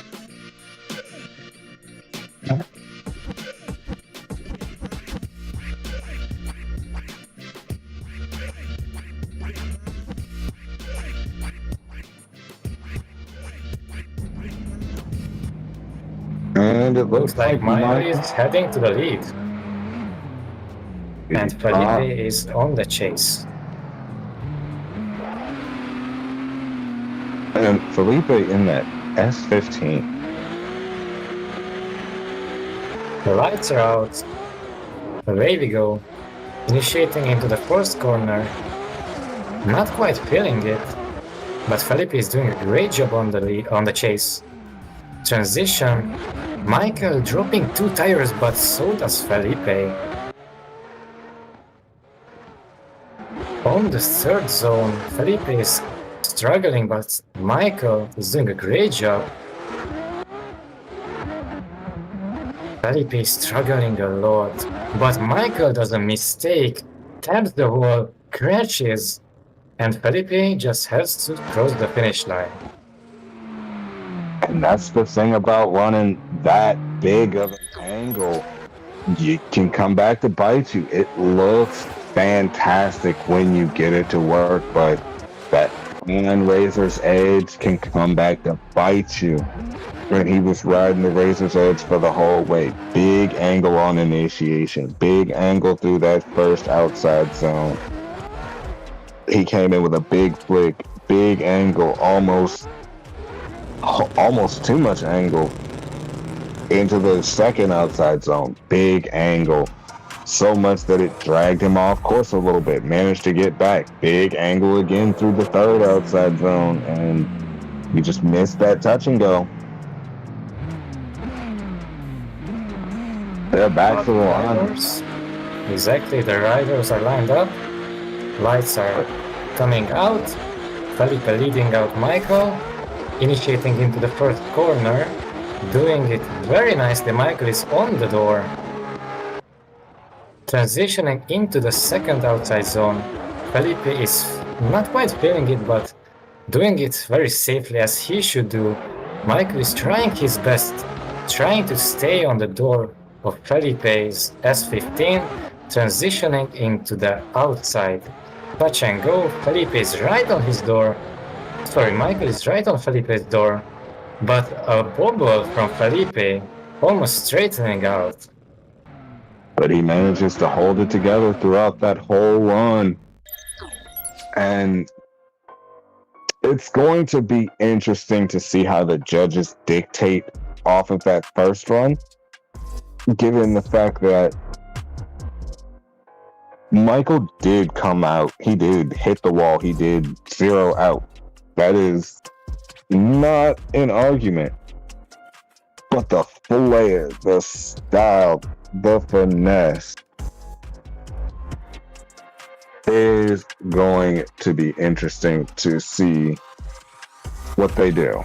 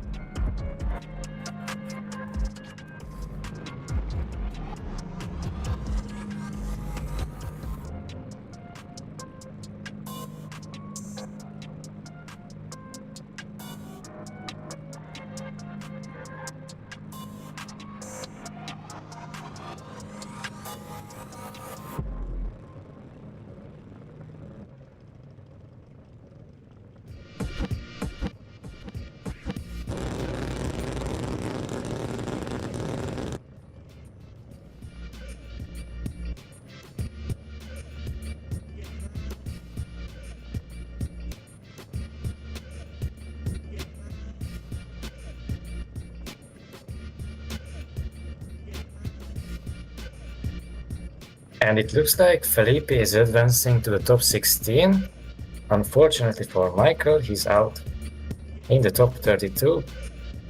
But the next battle is going to be Jacob Hutkins and Alexander Kisumovski. Sorry, I can't pronounce your name correctly.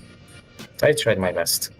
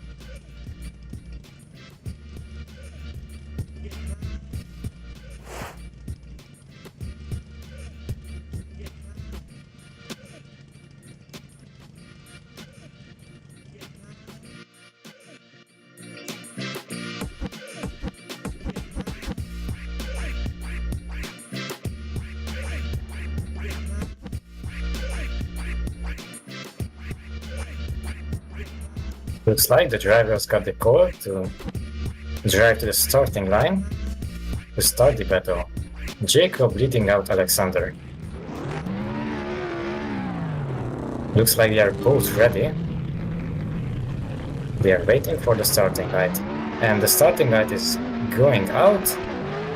Jacob leading Alexander, initiating nicely, filling out the first zone almost perfectly, very fast. Alexander is trying to catch up. Ooh, but he goes off. Jacob is doing a great job, but Alexander went off the track. Jacob is filling outside zone 3 perfectly. Alexander is trying to stay what's remaining, transitioning into the outside touch and go. Jacob is on a perfect lead line. A little bit on the foot brake, but such a good lead. Alexander is perfectly on the door on the last part of the zone. And that was the first half of this battle.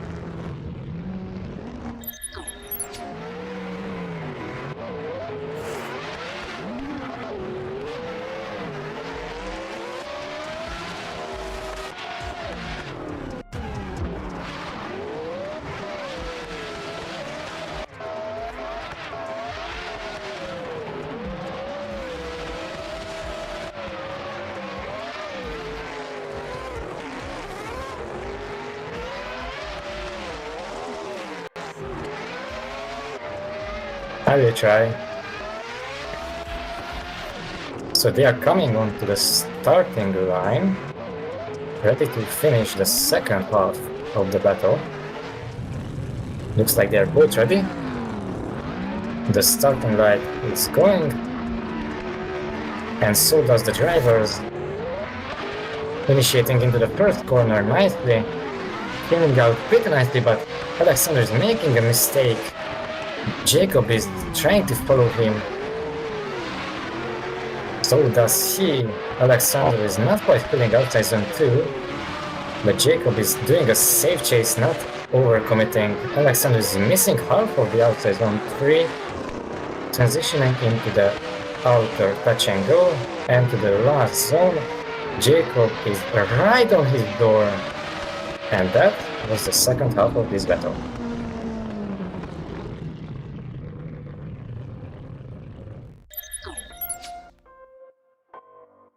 For me, it looked like Jacob did super smooth runs, and Alexander was trying to catch up, but he was struggling a bit. And when Jacob chased Alexander, he was making a very safe chase, not overcommitting, and just finishing the run, but while still being close to Alexander, which was the right thing to do. They are saying GG's on the chat. They probably know the decision. The judges will decide shortly.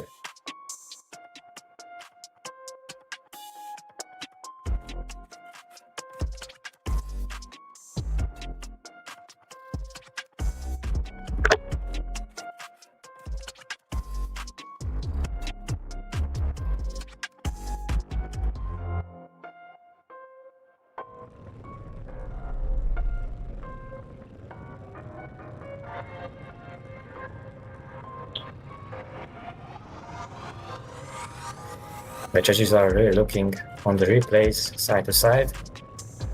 Maybe they are looking at the time when Alexander dropped 2 wheels. And the judges are coming in. One for Jacob. And Jacob takes the win. He's going into the top 16. And coming is the last battle in the top 32. It's Dominic Joseph and Jacob Dutton.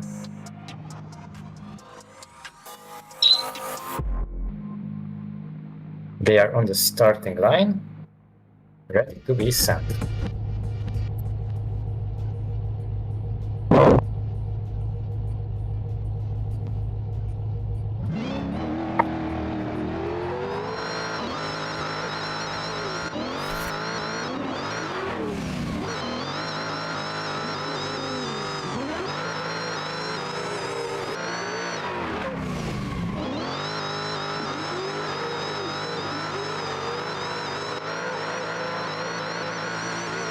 Sorry, I was muted. Looks like Jacob is doing a very scrappy chase. He's all over the place, but Dominic is doing a really good lead. On to the last outside zone, Jacob is having a hard time catching up with Dominic. This is very interesting, because Jacob was making a ton of mistakes cutting the track. He wasn't fulfilling any of the outside zones, while Dominic Joseph was doing a really great lead line. Maybe Jacob can lock in and do a judgeable lead, so there will be no contacts, hopefully.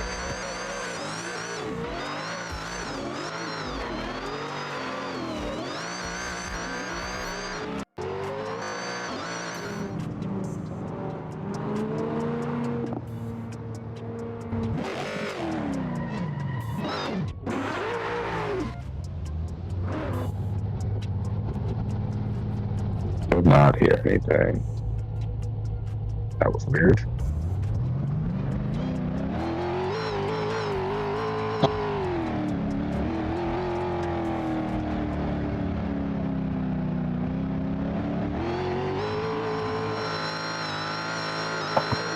And away they go. Next Initiating into the first corner. away.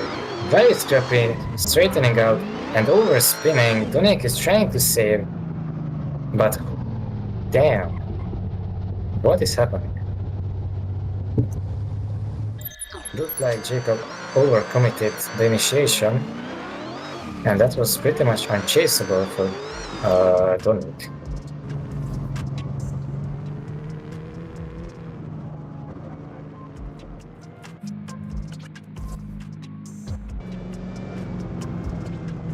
And that was an interesting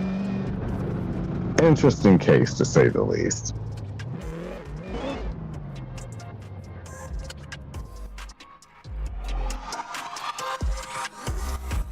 And from the looks of it, after we get the results for this last battle, which will be the last final deciding battle to wrap up the top 32, we're going to take a 5-minute break going into top 16 for all the drivers to get situated, the judges to grab any type of drinks or refreshments or whatever you need, and for you guys to take a break, stretch your legs, and keep things rolling. But after that quick 5-minute intermission, we're going to start our slow roll into the top 16.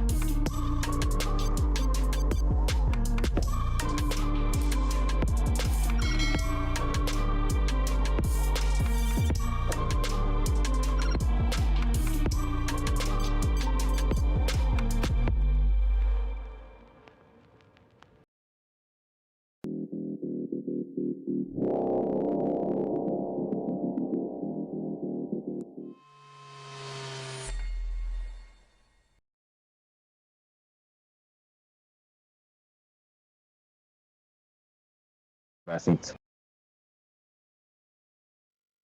We have had quite a few heaters of practice runs in this brief little intermission that we've had going on here, and it's going to be interesting to see how many people come in to throw down heaters of a run and don't play around.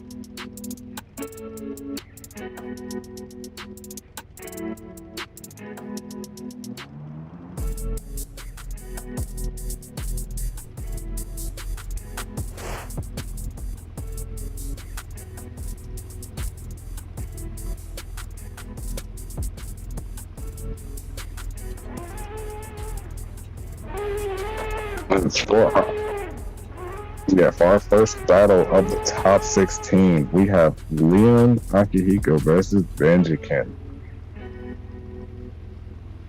This is going to be a fun battle because Liam coming through the first battle, or coming through the top 32 with a bye run, so he did not really get a chance to chase, but Benji was he was putting down something special in that chase run. So let's see how they do on the start line.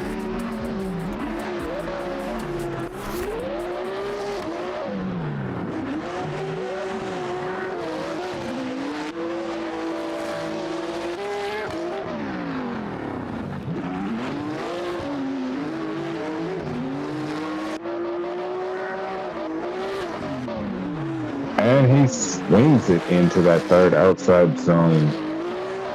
Just hits that inside clip, swinging back around, going towards that touch and go, and he fails it. But Benji can, though he's not right on the door, he's nosing his way in now. He was not on the door throughout the whole way, but he managed to stay in the fight throughout the whole battle. And it's going to be interesting to see when the roles reverse and it switches back around, if he can do the same thing, or if he's going to do more of this.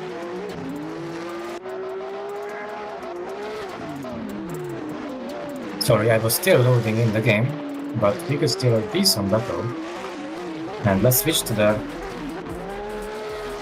lead and chase and see how it goes.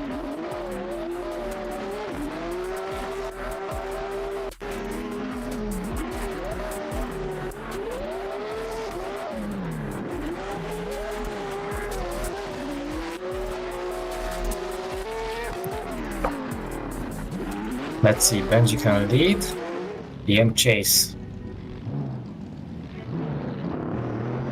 And the louds are going out. Benji can initiating into the first corner. DM chasing super nicely on his door, cutting some angle and some line. Transition to the second corner. A lot of foot brake, Liam doing a great job. Transition to the third outside zone. Liam on the foot brake, not quite feeling the zone. Liam is doing a great job, having a lot of proximity.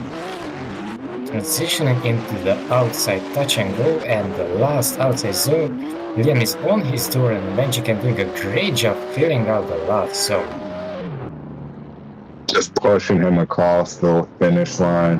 And throughout most of that run, it looked like Liam was able to keep decent proximity. He was on the door. He was not playing games with him.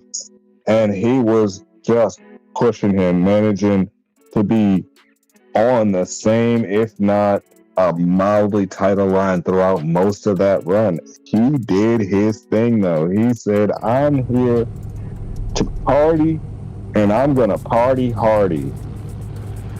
Benji can kind of slow rolled his way in on initiation, whereas Liam was locked into the pocket off the gate.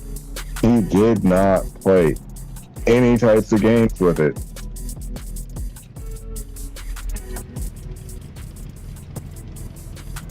And from the looks of it, the judges have made their decision that Liam has won the battle and is moving on to our Great 8.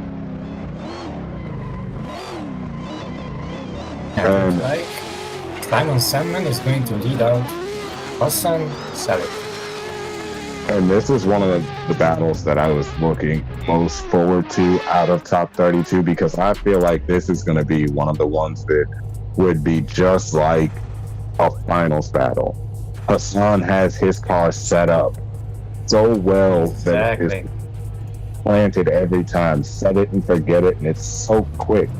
But Simon, and the lights are out. Simon Sandman leading out Hassan Salih. Initiating into the first corner, Hassan doing a great job. Paying on his door, Simon filling out the outside zone pretty good. Transitioning to the second outside zone, Simon making a correction. But look at Hassan on his door.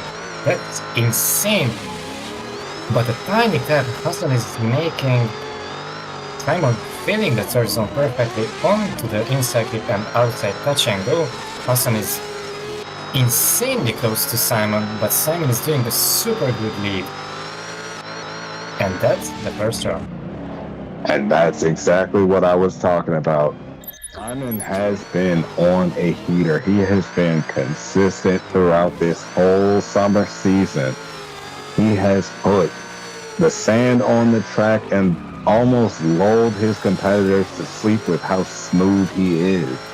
But Hassan, just aggressive, always going for the door, always setting his car up to be so quick, so fast, so ready to move through wherever it needs to be, and he fills the zone so well that he's just automatic with it.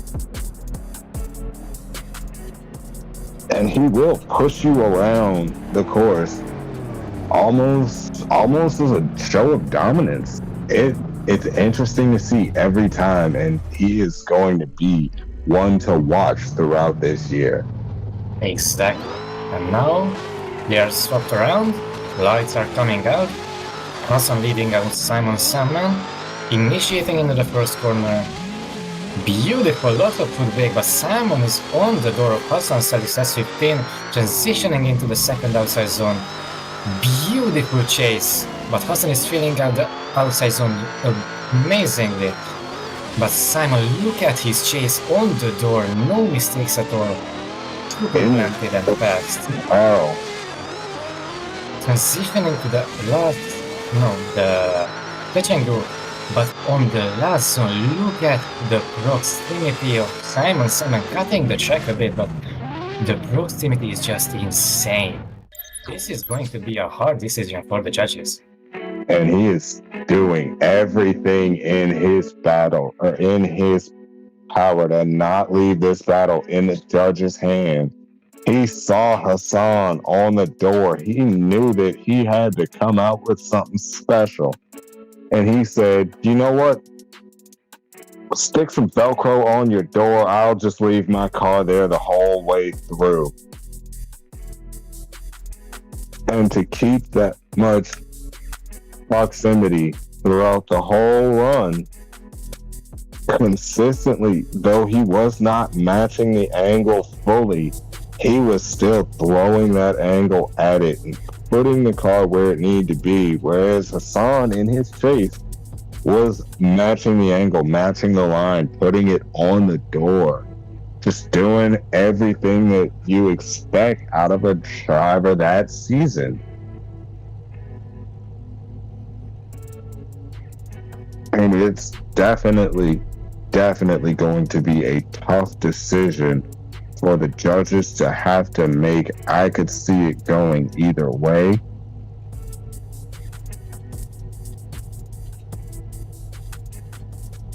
But this is going to be rough on the judges, and this is one of those times where I do not envy the judges, because these are tough decisions to leave. But from the looks of it, the judges have made their decision, and Simon Sandman has put Hassan to sleep, all because of a tire drop.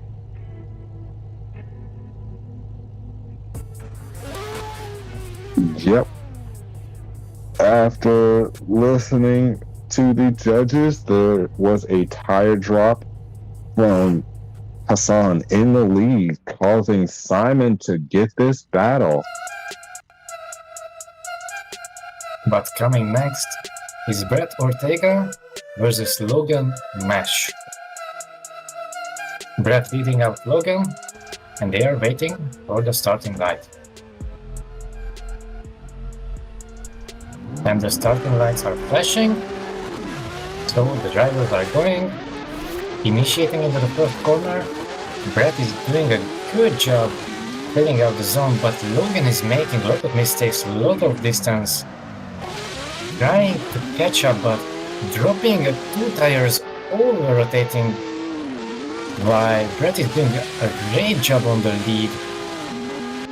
Logan is just having so much hard time catching up, while Brett is doing almost perfect lead onto the last transition, filling out the last one beautifully, while Logan is just trying to catch up.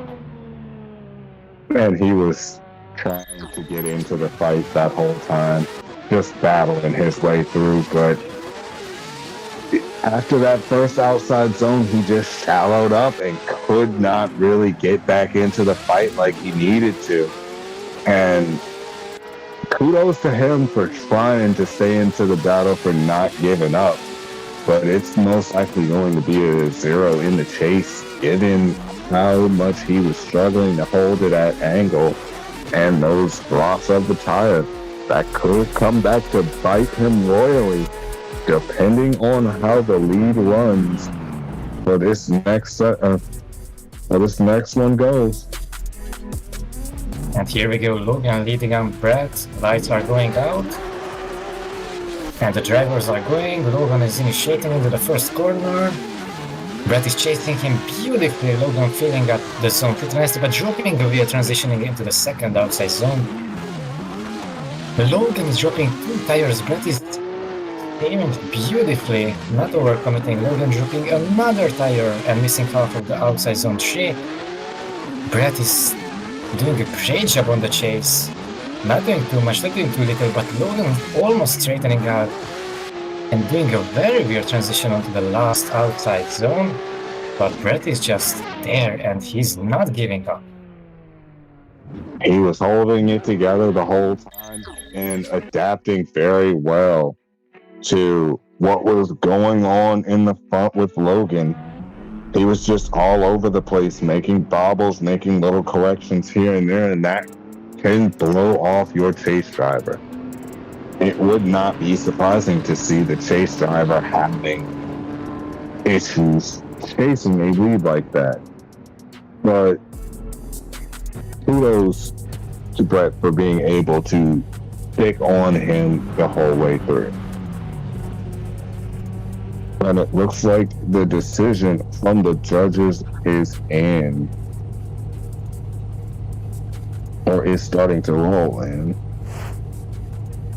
And Brett will be winning and going into our Great 8. We are making our way smoothly through our bracket for top 16, and we almost have the first half of our Great 8 bracket filled out. The last member of the left side of the Great 8 bracket will be the winner of this battle between Jack Lai and Gandhi May. Both pulling up to the line now, getting ready to rock and roll down the straight. Exactly. They are waiting for the starting light. And it's going up. And look how much Gandhi May is trying to roll in. Beautiful chase, but cutting a lot of Jack. Jack is doing a great job on the first outside zone, transitioning. But Gandhi is just, Jack is dropping 2 tires. Gandhi is doing a big contact and straightening out, but Jack is still going. Who was at fault at this? We don't know, but Jack is still going. Gandhi is trying to catch up onto the touch and go. He's struggling to catch up, and Gandhi is doing a really good job on the lead now. And that was the first round. This is interesting. Yeah, it's going to be interesting to see how the judges look back on that run, given how all over the place it was. They had a good run, but it was a lot of back and forth and little mistakes.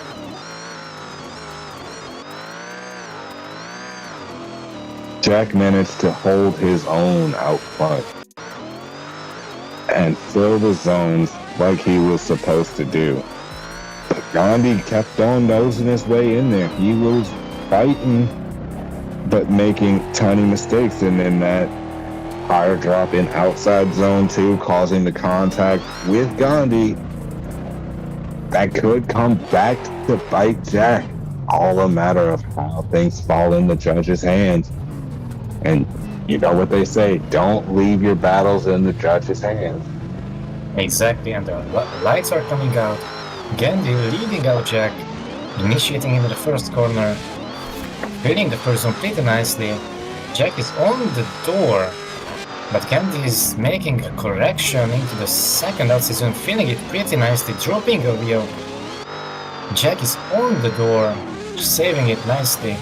He's doing a safe run, then he's dropping another wheel on outside zone 3, transitioning into the inside flip and the touch and go. But Jack is just struggling. But he's close. Gandhi is doing a lot of corrections on outside zone 5, and that was the run. Yeah, and it looked like Jack was really fighting to keep that car held back. And given how fast those S15s have been set up historically throughout this season, he was probably expecting to get a gap pulled on him. He was expecting it to be set up a little bit quicker, so he dialed in as much grip to the car as he could and wound up having to fight to hold it back.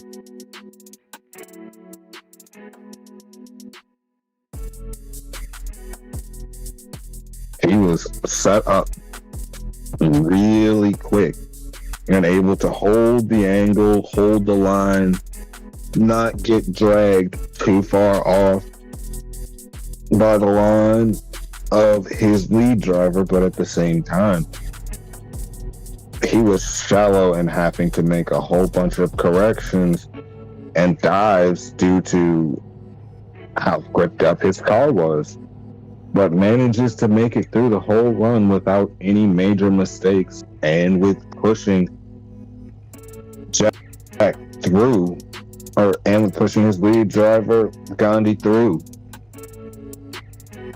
So it's going to be interesting to see how things fall in the hands of the judges, whether they decide or which way they decide to fall.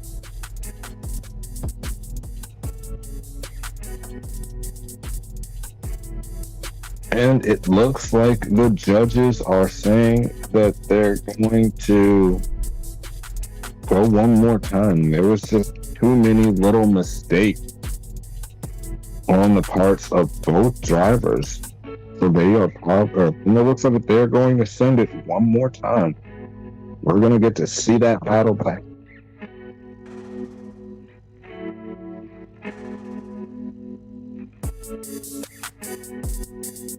We've got one judge saying one more time.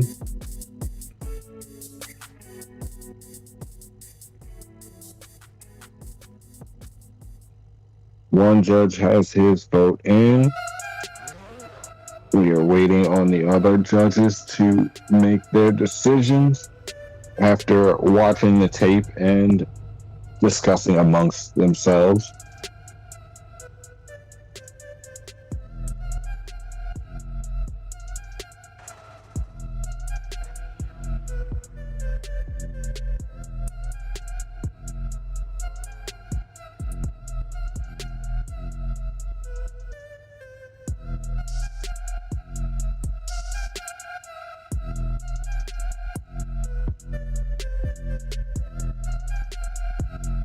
And the judges are really stuck here on this one. They're going back and reviewing the replays again of both runs just to make sure that they're making the right call here on whether or not they want to make their decision.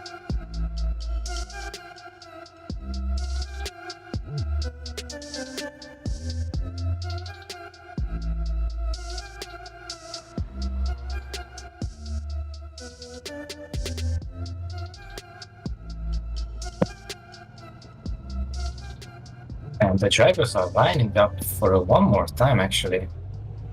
It appears that the judges may have come to the decision. So it's a split decision one more time. So we should see the battle again, and hopefully they will do a better run for us. Jack leading out Gandhi. I know some drivers like to have the stream open. Hopefully they listen to the judges and they're off. Let's see, initiating into the first corner. Gandhi is right on his door. Jack filling the first zone beautifully. Transitioning to the second corner.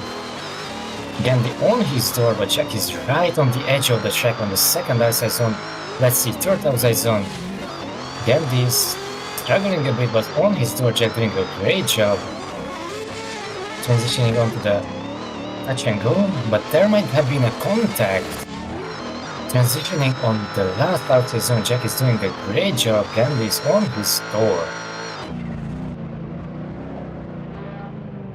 And that contact could come into play, given how tight this battle has been so far. It was interesting to see Jack on the line that he was, because it felt like he was a lot more committed to the line that he chose that second time around than he was the first time. And that kind of came to help, or that kind of helped him out this time. But sometimes that will come back to bite you. He was able to fill all of the zones, full outside on all of them, not dropping a tire, not doing anything too crazy. Hitting the inside clips, hitting his touch and go, doing what he's supposed to do. But the last side out for the swap positions. And Gandhi, crashing into the start line. Not quite filling the first outside zone. It should be a restart, exactly.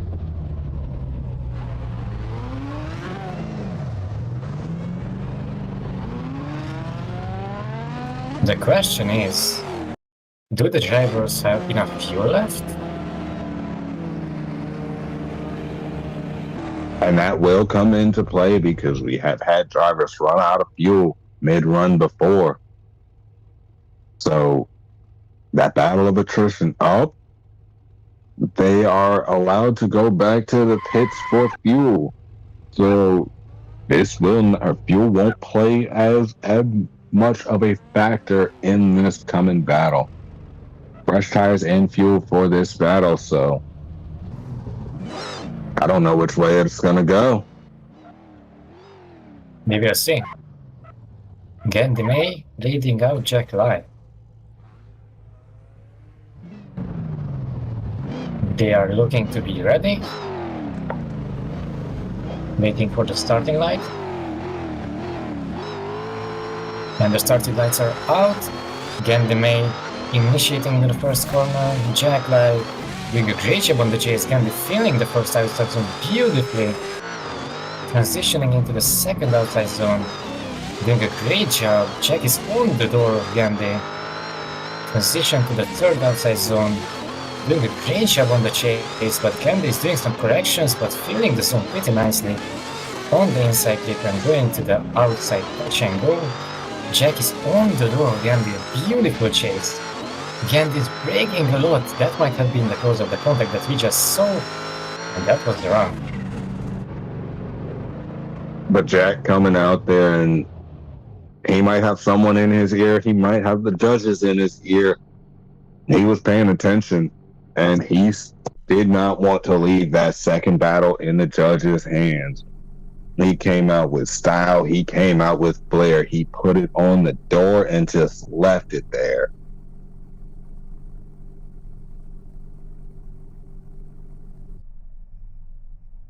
It was interesting.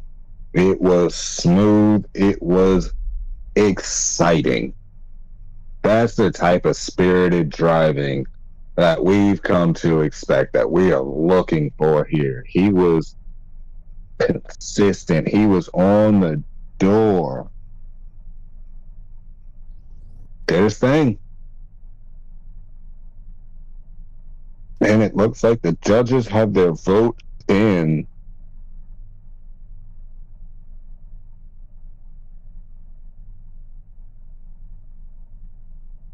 And Jack is going to go on to the next round, or on to the grade 8.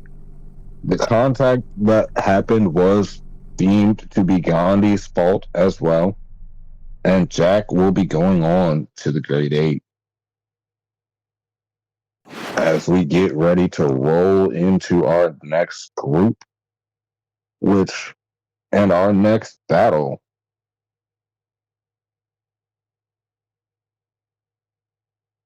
Next battle being Brandon Shorten versus Kyle Puya.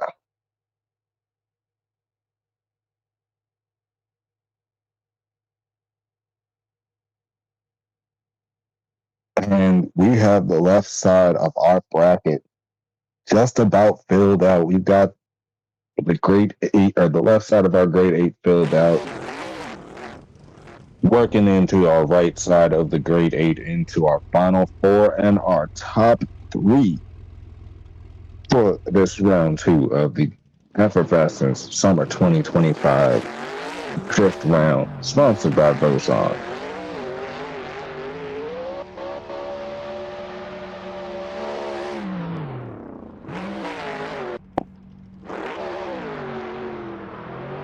But from the looks of it, we have Brandon pulling up to the line, ready to party. Well, Brad is coming too. He's checking the handbrake. Maybe he was putting some setup on his beautiful A90 Supra. And Kyle has clicked today as well, so this will be an interesting battle to see go down. Let's see, Brandon leading out Kyle. The lights are out. And Brandon is super fast initiating into the first corner. But contact, he makes contact with the wall. Kyle is doing a safe chase, I guess, onto the second corner. Kyle is dropping a tire. No, sorry, Brandon is dropping a tire. Kyle is trying to save, not crashing into Brandon. Brandon is filling the third zone beautifully, but I think he has a 0 already. Kyle is doing a great chase, pretty safe, not overcommitting. Onto the touch and go and onto the last tight zone. Brandon is doing a good lead. And except there was a big contact. Yeah, from the looks of it, Brandon off the gate tried to take him to the drag race and just wound up in the wall. Carried a little bit too much speed into it, trying to run away from him, but could not hold it together. And though Brandon did to run away, but Kyle cut the line and managed to keep up without making it look too bad. But you're right, it is not over till it's over. Something crazy things happen, it's drifting, and that's the best part about it. You never know what's gonna happen next.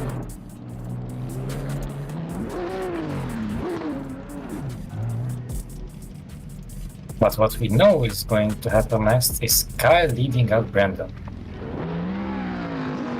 They are waiting for the starting light. The starting light is going. Kyle leading out Brandon, initiating into the first corner. Very safe initiation. Brandon is on his door, tapping Kyle. Kyle is on a lot of foot brake. Brandon is struggling to give some distance, but Kyle is doing a great lead at the moment. Brandon is on his door.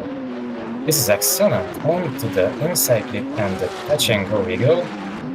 Kyle is doing a perfect lead line at the moment. Brandon is doing a good chase, cutting a little bit of the track, but on the door. Great chase. But Kyle is doing a lot of foot braking on the transition to the second corner, which really threw Brandon. And that's one of the things that the judges in the driver's meeting were saying. To not use over excessive braking in that, or after that first outside zone going into the downhill. So that could come back to bite him when the judges are looking back over the replays.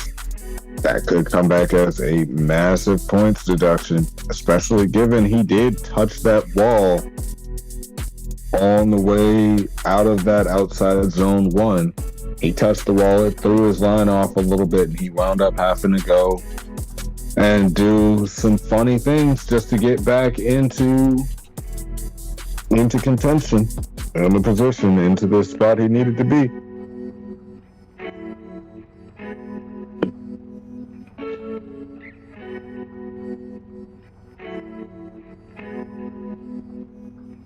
So it's going to be interesting to see how that all shapes up, especially given In the first run, there was the incompletion given the wall hit.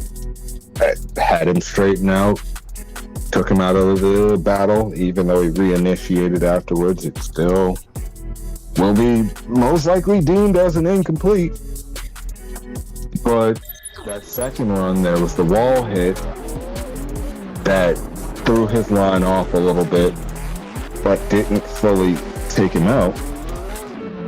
And then what appeared to be a lot of braking on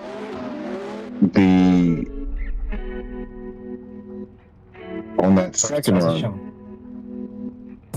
Yeah.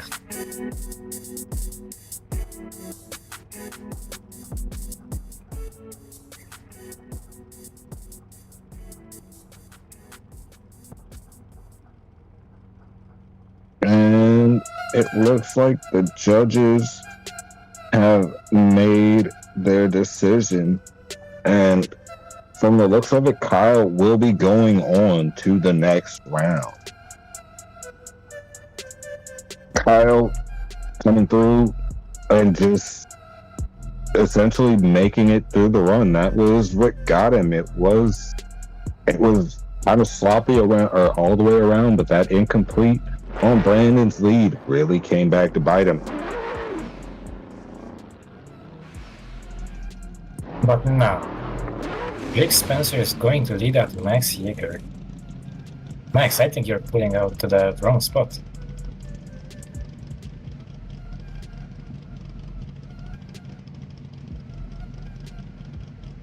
And so far, we have 5 of our final 8 drivers confirmed for the Great 8.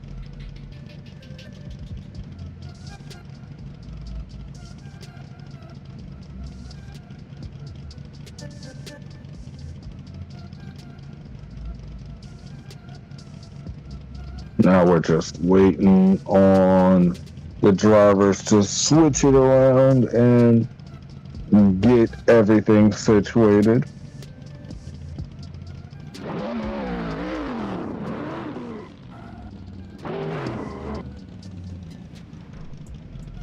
And once again we have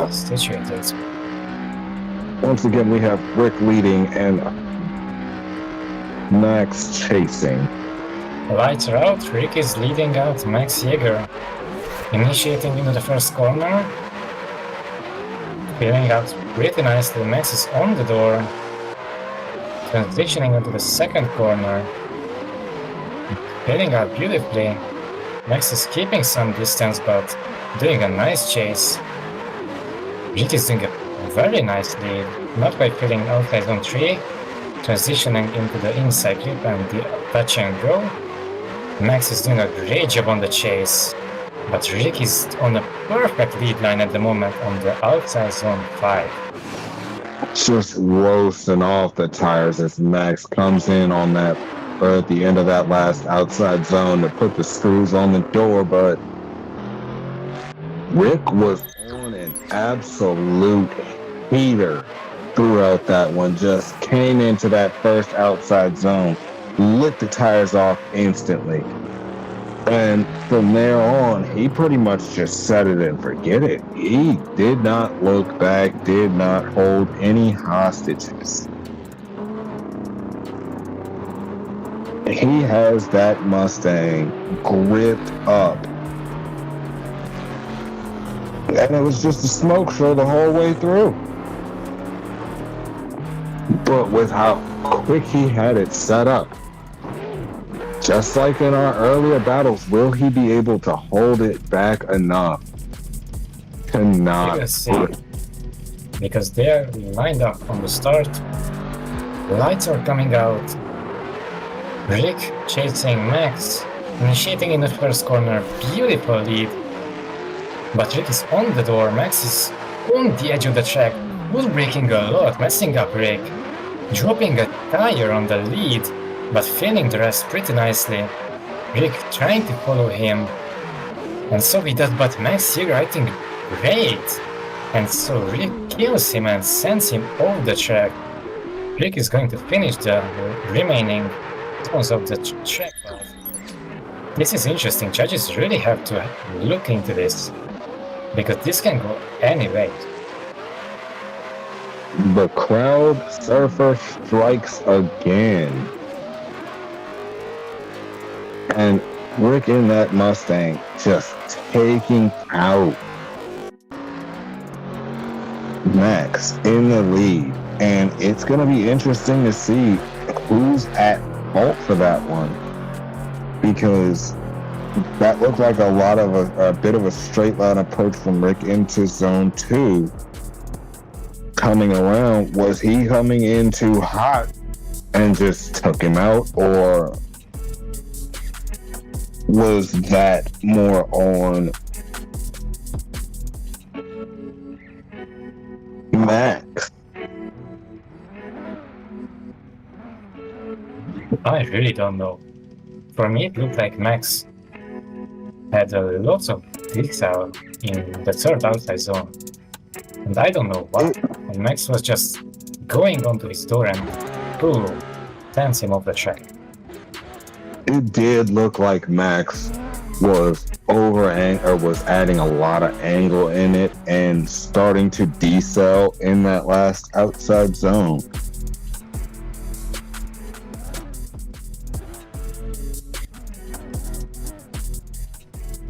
And possibly losing or possibly not smoking off the tire, or lighting off the tires like he was supposed to.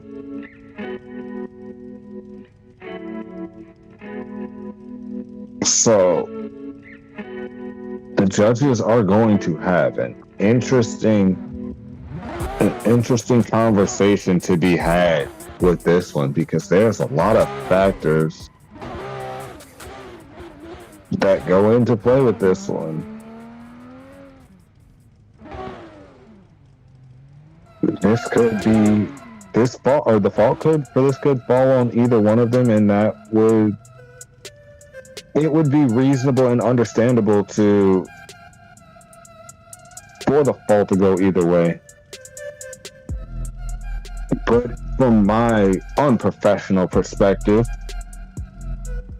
as somebody who is just called on to tell it how I see it and not how it is, it looked to me like a shared fault between both drivers, because the lead driver, Max, was angling up. He was coming into the zone and using angle to scrub speed, but he was starting to look like he might be over rotating. But at the same time, chase driver was supposed to be mimicking your lead driver. You're supposed to be following what they do. Monkey see, monkey do. Wherever you go, I follow. So I could see it going either way.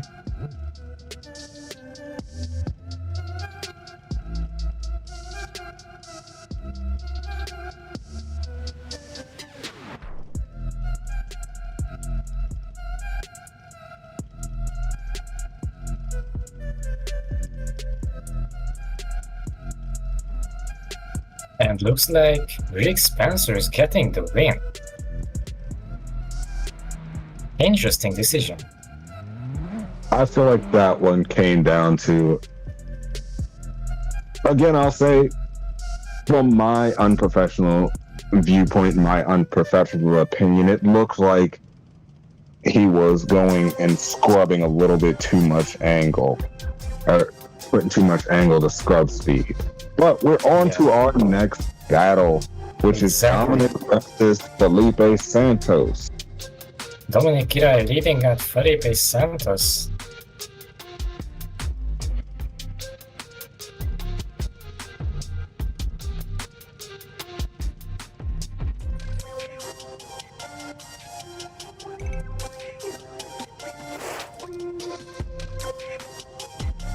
I believe Dominic is another Hungarian fella that he's been doing really consistent.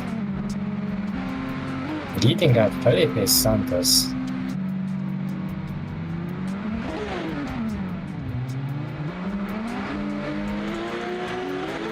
Let's see, the lights are out. Dominic is initiating into the first corner. Felipe is in the middle of the check, but Dominic is filling out the zone perfectly.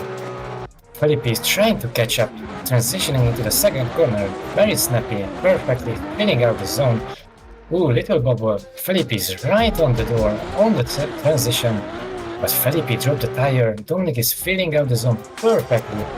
Onto the inside clip and the touch and go. Felipe is doing a great job keeping up with Dominic because his car is super fast and snappy. Dominic is doing a lot of footbrake that might have messed up Felipe a lot because he over-rotated. That was interesting. Yeah, him falling out of the zone like that it'll come as a result of him getting lost in that smoke line going into that last outside zone. And people don't realize how tough it is to drive through that smoke. You really got to know the track and trust the driver in front of you. Because popping out of that smoke line can be dangerous, and then you realize you're too far on the inside. You gotta recover.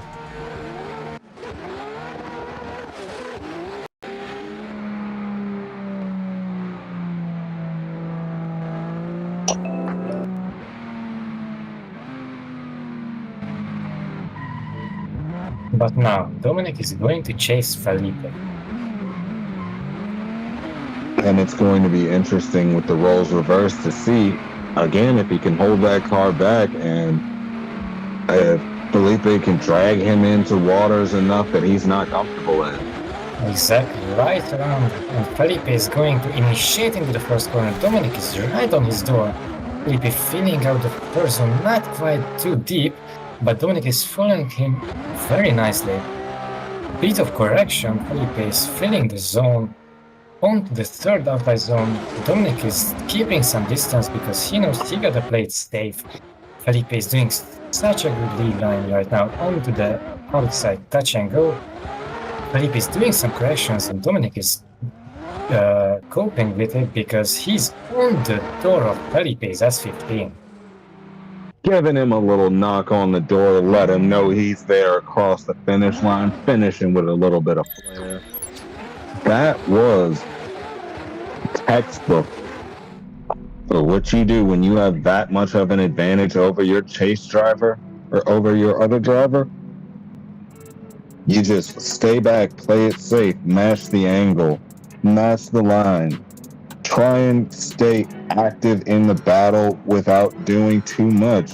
And Felipe came out and did a big flick initiation. He was heavy on it because he knew he was at a deficit, but it was not enough to shake Dominic, who gets the win and moves on into the Great Eight.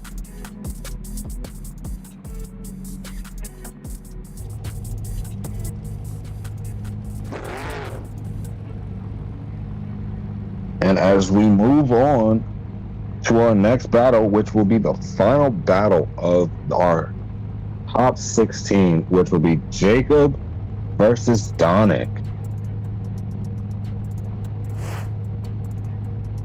And Jacob's been on heaters all day. He seems like he is relatively comfortable on this course and knows what to do. He might be one of the dark horses for this track today. But indeed, and they are sitting on the starting right, waiting, and it's off. Jacob is going to initiate in the first corner. Dominic doing a great job on the chase. Jacob filling the zone very nicely. Dominic on the back of his car. Jacob might have decided a bit too much. Dominic dealing with it pretty nicely. Jacob is doing such a good line, but Dominic is on his door, transitioning into the inside clip, doing big angle. Dominic is right on his door. Jacob is doing a very nice lead line. Pretty much perfect, but look at Dominic's chase. The proximity is just insane. yeah, but you've got to have a good lead to have a good chase. So kudos to both drivers on that one. The chase driver, Dominic, for holding his own and just reacting to whatever Jacob threw his way. That was a smooth criminal of a run. And I saw Jacob was playing it a little safe. He was decelling in a lot of places where he could have been full throttle, but it still was a pretty nice and smooth lead. Yeah, and for all of the speed that he was carrying through the course, he did decently. Wound up having to use a lot of left foot braking to slow himself down, but he was using it smartly throughout the course to hold himself at angle and to be able to carry speed throughout the whole thing. Yeah, and now we got Dominic Joseph leading out Jacob Hutkins. The lights are out. Dominic is going, Jacob is following, initiating to the first corner. Beautiful lead line, Jacob is on the door. But what happened? That might have been an imaginary tap.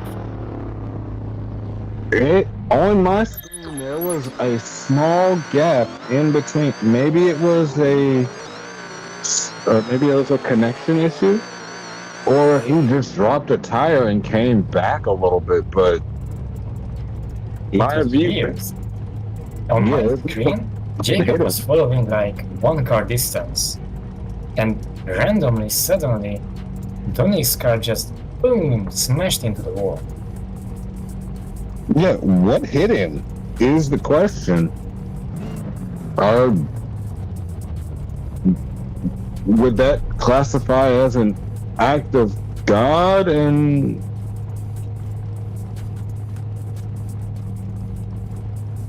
Jacob took it.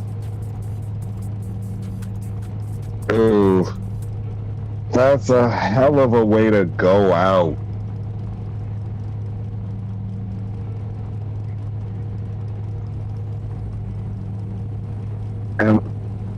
And we're going to be taking, as Jacob gets the win, and we are going to be taking a 2-minute break going into our Great 8.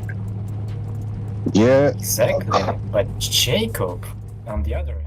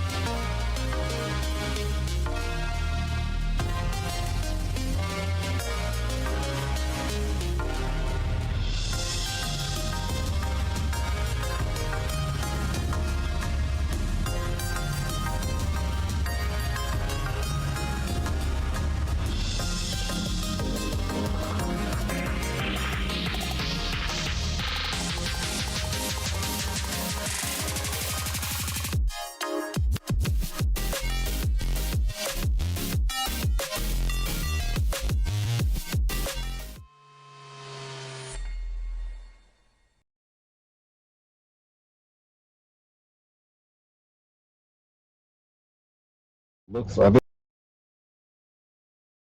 because of some lag, so we're not going to let it go out that way. No driver really wants to win that way, so we are going back to the second half of that last battle, and we are going to re-rack them, restack them, and let them run again, just to actually get a decisive winner out of that. Both drivers have already agreed on it, so we've got them lined up at the line, ready to rock. Look into them. Donnie Joseph is going to lead up Jacob Hutkins.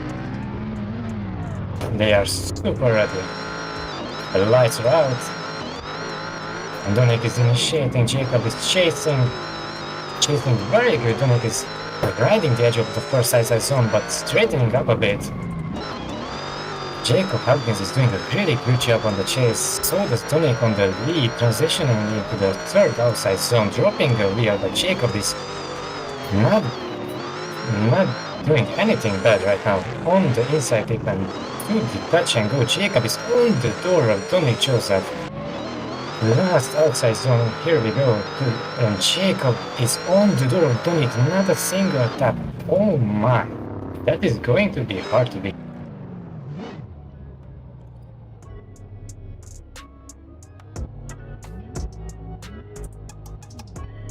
Mine? Sorry for that.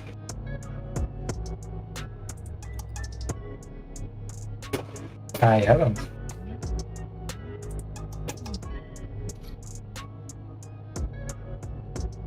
And that was an interesting set of battles from our drivers. They both came out and put on a heater.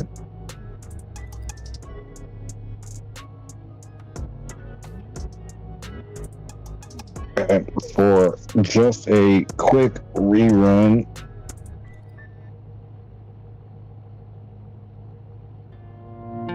that was a good one.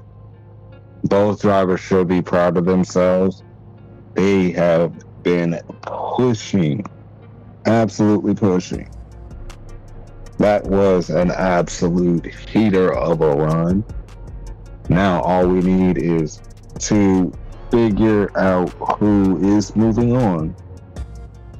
From the looks of it, the judges might have their decision in. They are, from the looks of it, deciding that Jacob will be moving on. The results will stand. Jacob is going into the Great 8 versus Dominic. And with that, we now have our Great 8 fully set. And we go back around to the top of the bracket on the left side.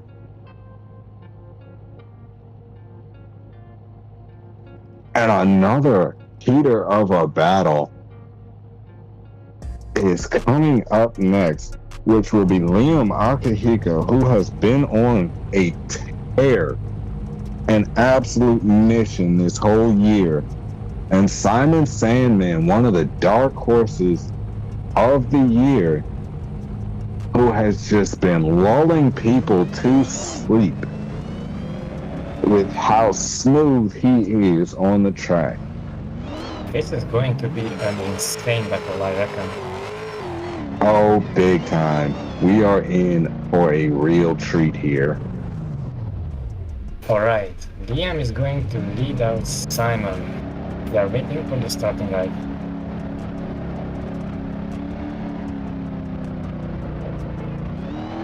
And it looks like the starting light is out. Liam is initiating, Simon initiates on his door. Liam is feeling out the outside zone super nicely, but Simon is just not giving up any proximity, the whole transition. Liam is doing a great job, but Simon does a little bit of correction, but still on his door, on the third outside zone. Liam is doing a great job transitioning onto the inside clip, and soon the touch and go. Simon is on his door. My goodness, Liam is transitioning to the last outside zone, doing it perfectly, but Simon is just not giving up any proximity at all. Not giving him an inch of space. Wherever you go, I'm going to follow. And he was not playing any games. He said, I've made it to the Great 8. I'm not going to leave my chase in the judges' hands. I'm not going to leave the decision in the judges' hands. I want this battle now. This is my battle and I need it now. And those transitions that he was making were immaculate. There was not an inch of give. Millisecond precision. That with first transition onto the door was just so beautiful. And then Here we go. onto the Yeah, but here we go. Simon is going to lead out Liam. Liam Akihiko.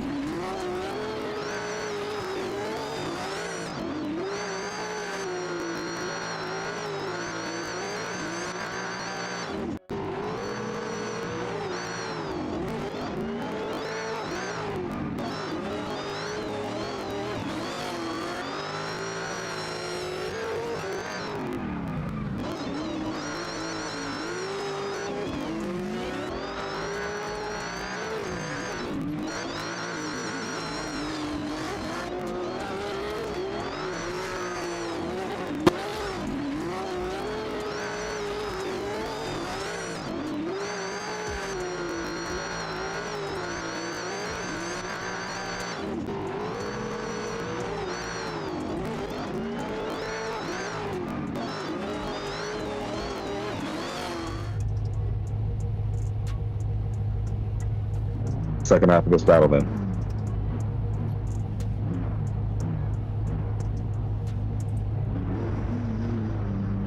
And we have the drivers at the line. launching off the second half of this battle. And a big flick from Simon. Travels up a little bit towards the end, but he comes in with another big flick, missing the first half of that second outside zone, trying to pull some ground on Liam. But Liam will not be shaken, and Simon puts it on the outside of outside zone 3, hits that inside clip, coming back around to a touch and go. Fills it all the way and starts pulling a little bit of a gap while he's putting it on the wall. But Liam just right there with him the whole way through. And again, I'll say, great leads lead to great chases. Simon's lead was a good lead, but there was quite a few little mistakes that he made here and there, which could come back to bite him. Missing that whole first half of second outer zone and just going for it.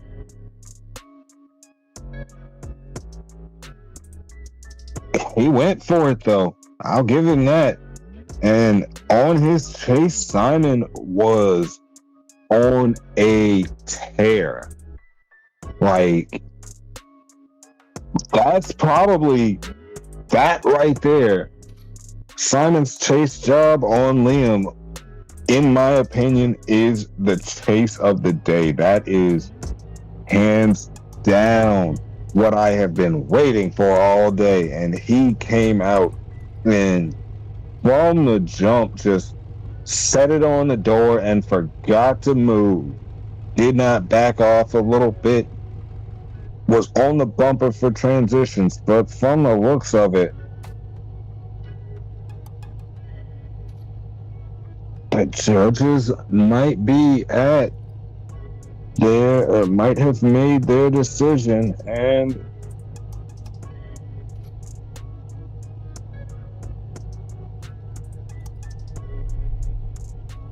yeah, I agree with the chat that Sandman is crazy. Simon will come out here and put down an absolute heater of a line. And then Liam just comes out and performs consistently every single time, no matter where you send him to, no matter where or how fast he's got to go. But from the looks of it, Liam will be getting the win and moving on to the Final Four as the first member out of the Grade 8 to go on to the Final Four.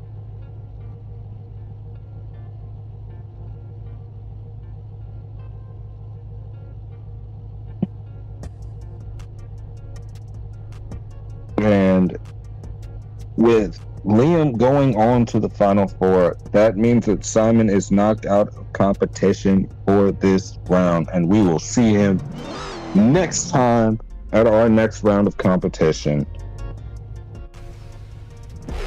But our next battle coming up in our Grade 8 will be Brent Ortega versus Jack Lai, which will be another interesting heater given how consistent Jack has been all day. But will it be enough to get over Brent? And Jack comes in with a big initiation, but Jack will not be shaken. Right on that front wheel through the whole way, tip the tail on the transition, rubbing wheels, pushing doors in, just knocking on the door, letting him know he's there. And Brent went a little deep there, using the bank to push himself back on track, but Jack will not be shaken as Brandon comes around into the touch and go into that last outside zone. On the wall, Brent on the wall, Jack on the door, knocking on Brenty's door.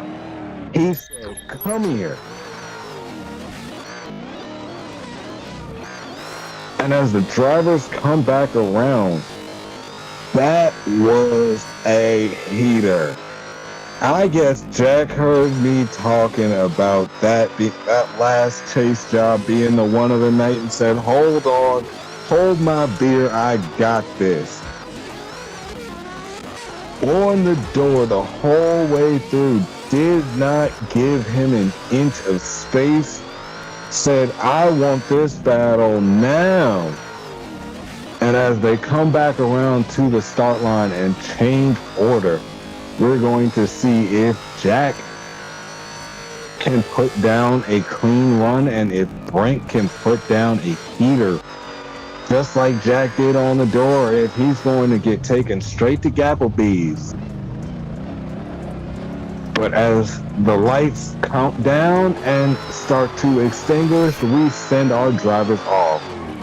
Slow roll of an initiation into it for Jack, but Brent on the door, playing no games. He knows that this is a man who preaches and speaks consistency.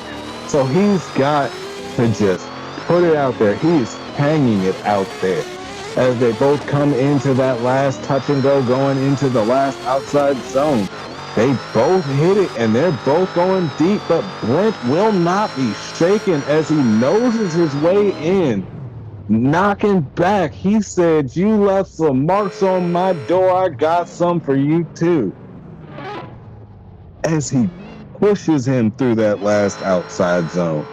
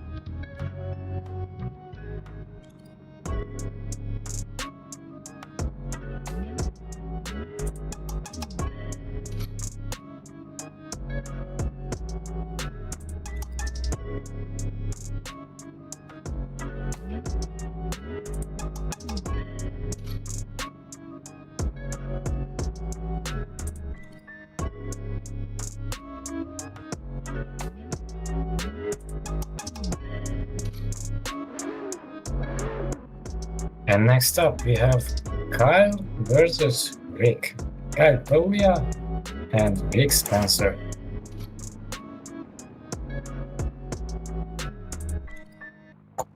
They are lining up.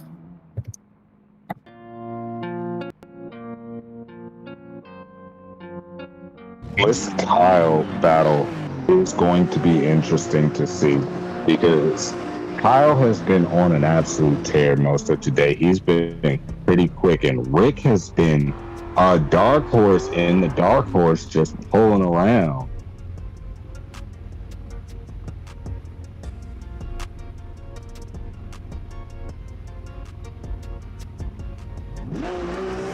Okay, so looks like the lights are going, and it's Kyle versus Rick. Kyle initiates very nicely. Rick is struggling to keep up kite transitions, dropping a tire. Rick is tapping Kyle, but they're both like transitioning to the third outside zone. Kyle is dropping another tire and straightening out into the wall. Rick is just going to finish this round. What a mess this was.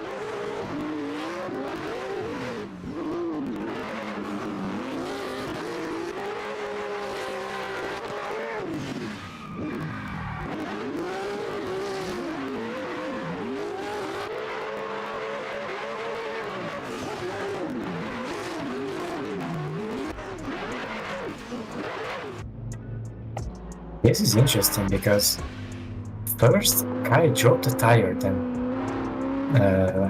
Rick tapped him, then Kyle dropped another tire. And he just went straight off the track.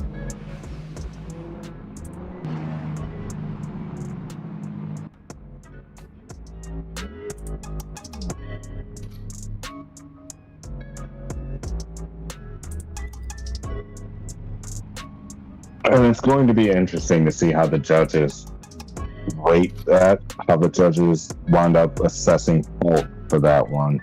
Because that could be just him being a little bit too aggressive.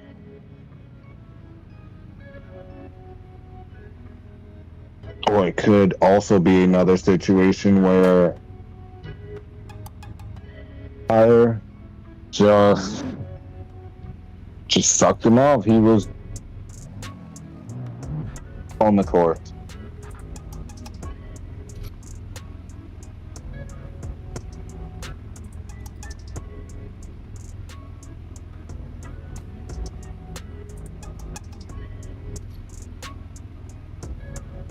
And from the looks of it, it came down to a lot of bobbles, a lot of mistakes. Going into that second outside zone, you can tell that he wasn't fully settled and the car just kind of went for it. And maybe that little bump threw his line off just enough to push him too far out. But now Rick is going and Kyle is sleeping on the start line. Rick is initiating pretty nicely, but Kyle is very struggling to catch up. Rick is on a heater of a right now. Kyle is starting to get some proximity, but Rick is already on the third outside zone, but he drops a tire. Kyle is already on his door, transitioning in the touch and go, but Kyle falls back a bit. Rick is doing a pretty decent lead line right now. Kyle is on the door. Rick is filling the outside zone pretty nicely.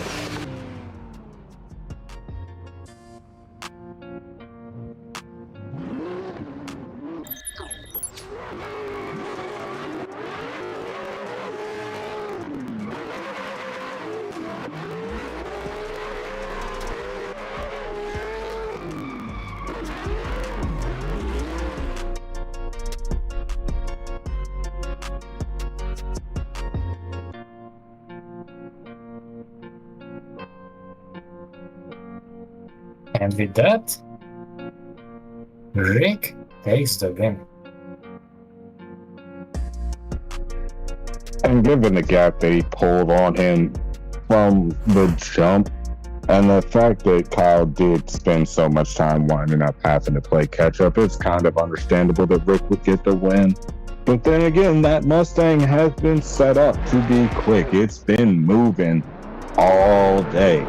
And right now it's moving straight into the final four. To see battle against the winner of our next battle coming up with Dominic versus Jacob. This is going to be a heater. These two guys are both super good, but the lights are out. And Dominic is going to initiate into the first corner. Jacob is right on his door, but Dominic overcooks it into the wall.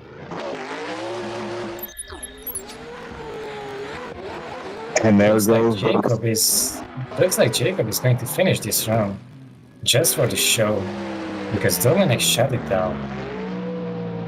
There go those nerves playing a role already. That final four, he made it all the way to the final four and got a little shook, for lack of a better word. He He knows that Jacob has been on one and has been putting down nothing but heaters throughout top 32, top 16, grade 8. He's been playing the game well. He's been doing the things he's supposed to, ticking the boxes the judges want you to tick, and been getting consistently up on people's doors, and maybe that intimidation factor just got to him.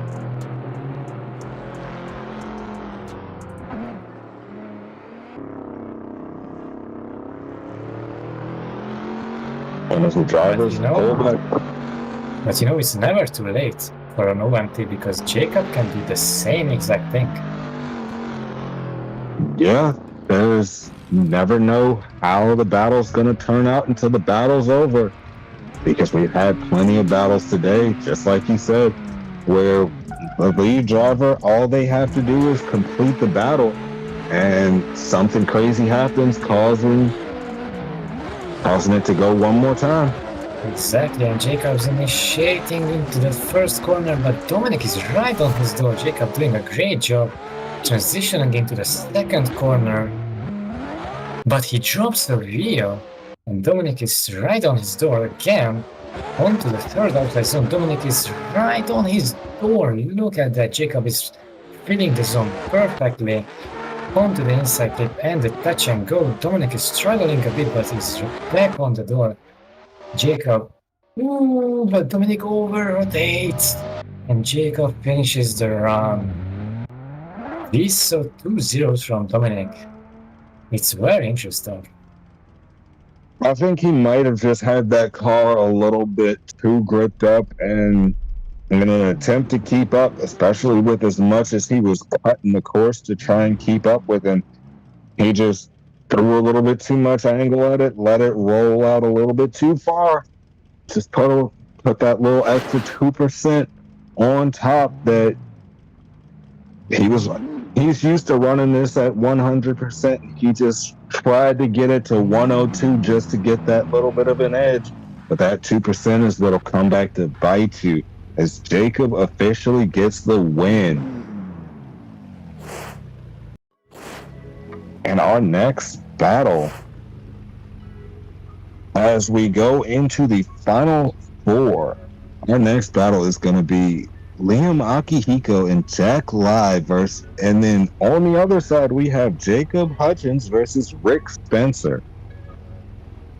It's going to be another set of heaters with these two consistent drivers. Both Liam and Jack have been super consistent all day. They have put the car in the zones, been where they needed to be, been doing what they needed to do. Exactly. And here we go, Liam leading out Jack, initiating into the first corner. Jack is right on his door, but tapping Liam. Liam survives, doing a great job filling the rest of the zone, transitioning into the second outside zone. Jack is right on the door, Liam is right on the edge. That's the third outside zone. It's the same again. Jack is on the door, Liam is on the edge, transitioning into the inside clip. Jack is pulling some distance. Liam is on the touch and go, but Jack is just in the pocket. He's not letting Liam run away. Doing a perfect chase, and that's all you need to do.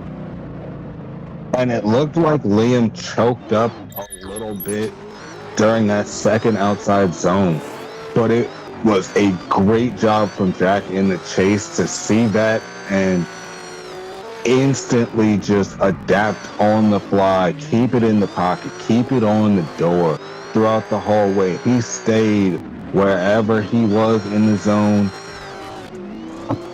Anywhere Liam went, he followed. He was like a shadow that whole run. Hit the tail on initiation, rubbing front wheels through the first zone. Just absolute gladiator style battle. They were not giving an inch. And it's going to be interesting to see if, with the roles reversed, if Liam can do the same thing. Let's see, Jack is going to lead out Liam. The lights are going out. Jack is starting. Liam is chasing. Initiating into the first corner. Jack is on the line. Liam is on the door. This is perfection. Transitioning. Liam is getting into the pocket, but Jack is just so good on the second corner. Transitioning. Liam is not letting Jack run away. Maybe he's even closer, maybe not. I don't even know at this point. Jack is just so good with Liam. Transitioning into the touch and go and onto this last outside zone. Liam is not letting him run away. He's perfectly on the door. This was a perfect battle. With both of them being from Team Hashira, odds are more likely than not that the two of them drive together a lot, so they're probably going back and forth, having a good old time with each other, just driving with the boys. Exactly. I wouldn't be surprised if this battle is going to be a one more time, because it was just so perfect. I could see it going one more time. I could see it going either way because of the tiny minor mistakes that they were making. Throughout that first outside zone with the side-by-side, they were identical. In the second outside zone, also pretty identical. The third outside zone, getting pretty identical. Yeah, no, this very well could be one of those real one more times that's deserved. I don't know about everybody in attendance and everybody watching this in the present or the future, but I need that to go back. I need them to run that back. That is the battle of the day. Exactly. The judges are looking at the replays because it was so good. They had to look at the most smallest mistakes they have made to decide who is going to be the winner. They are pinching pennies here. They are going back and forth. They're really judging on little hairs, nitpicking just the littlest thing here, because in a battle of perfection, it is the littlest, tiniest margins that you win by, and those were two really perfect runs. And Jack, apparently, he's blows up the bathroom and then comes out here and makes it almost all the way to the Final Four. Still in a decision for Final Four.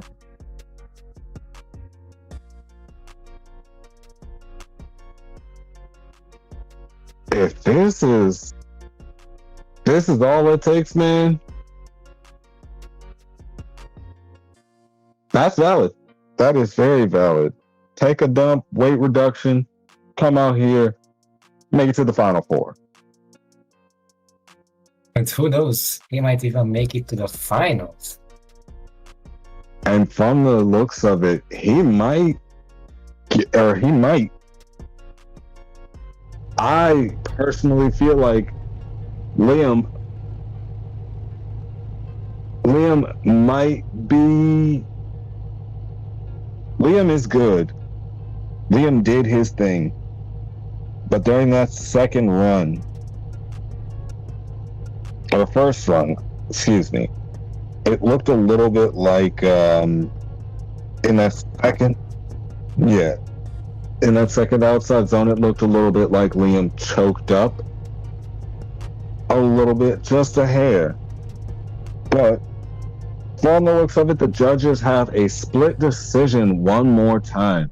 So we're going to get to see that one back one more time.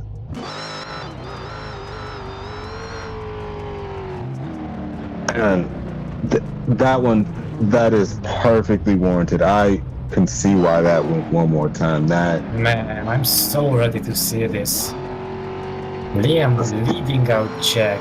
Lights are out. Liam and Jack are going, initiating into the first corner. On the edge of the track, Jack is on the door, but Liam's line is so perfect.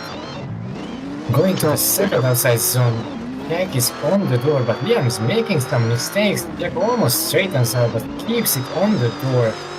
Perfectly on the third outside zone, transitioning into the inside hit and to the touch and go. And Jack is just making some mistakes right now, but he's back on the pocket. Liam is just on the wall, making no mistakes.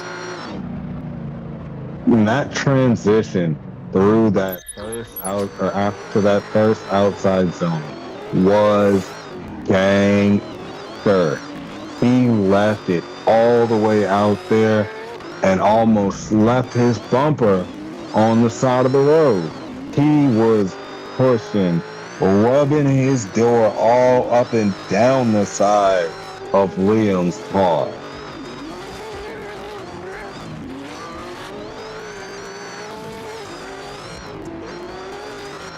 And with the roles reversed, can he keep it clean like he did last time?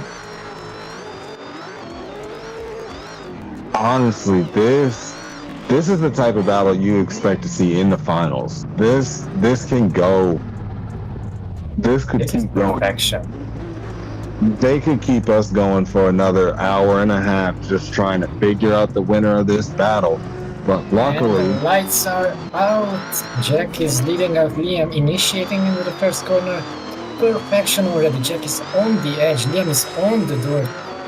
But Liam almost straightens out, transitioning onto the second corner, cutting some track on the chase position. Jack was perfect onto this third outside zone.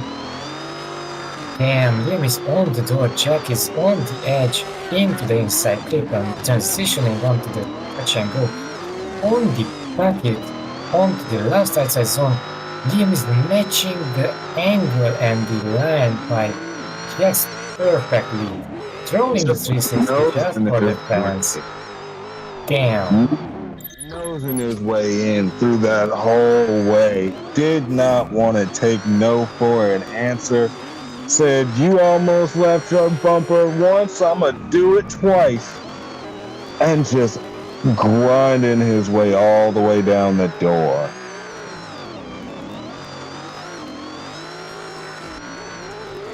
Man, this put a smile on my face, really. Spirited driving and bring the spirit back into the people.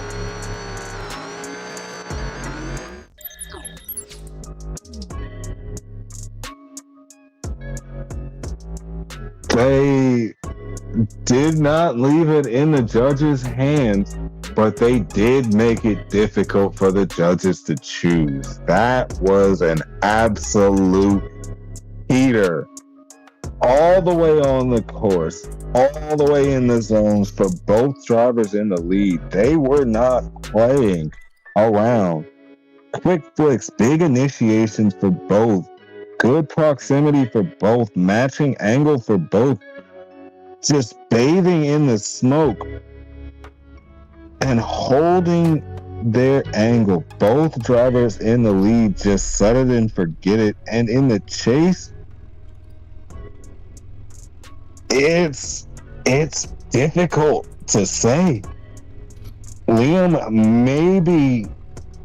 maybe having a little bit more proximity consistently than Jack, but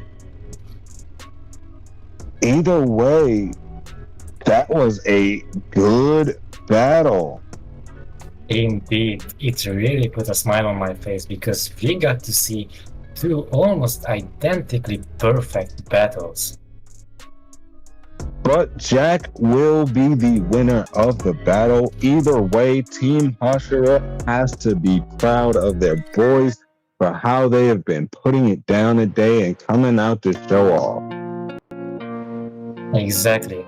But now we are moving on to the next battle, which is going to be in between Rick Spencer and Jacob Hutkins.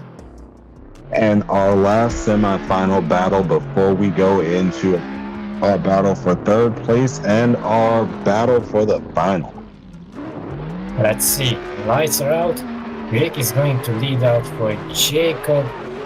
Initiating into the first corner. Jacob is already on the door. My goodness.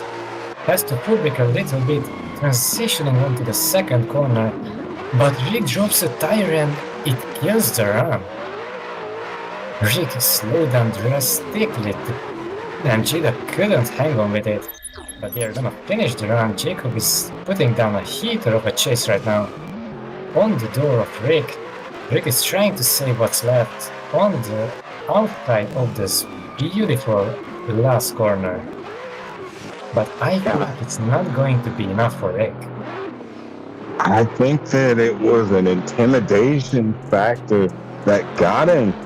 He was going up against Jacob, who's been on a tear all day and doing his thing, and he felt that first nudge from Jacob. He knew that Jacob was not here to play. Exactly. Rick knew if he wanted to win, he has to put down a heater of run. But sometimes when you do that, you might overcook it a bit, and that's what happened, I think. Yeah, probably. He might have just got a little lost in the sauce there. Risk it for the biscuits, they say. Risked a little bit too much for the biscuit. But now let's see the swap positions. Jacob is going to lead out for Rick. The lights are going out, and away we go. Jacob is going to initiate in the first corner.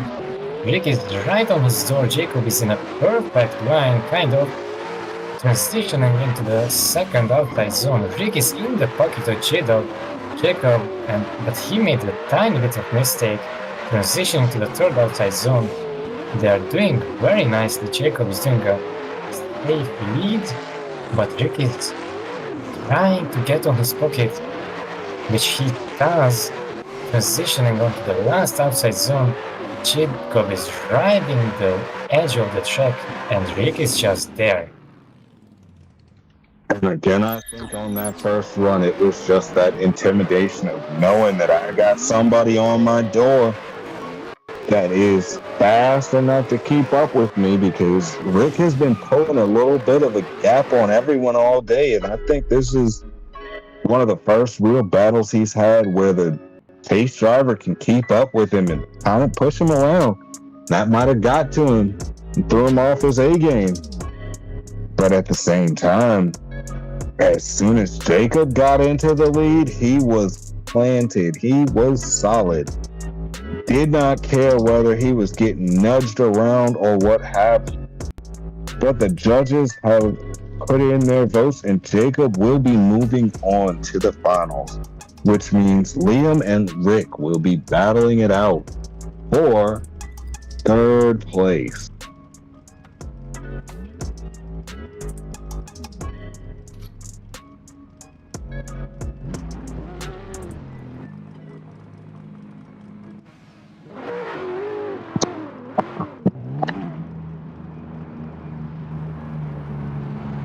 Looks like Liam is going to lead for Rick this time.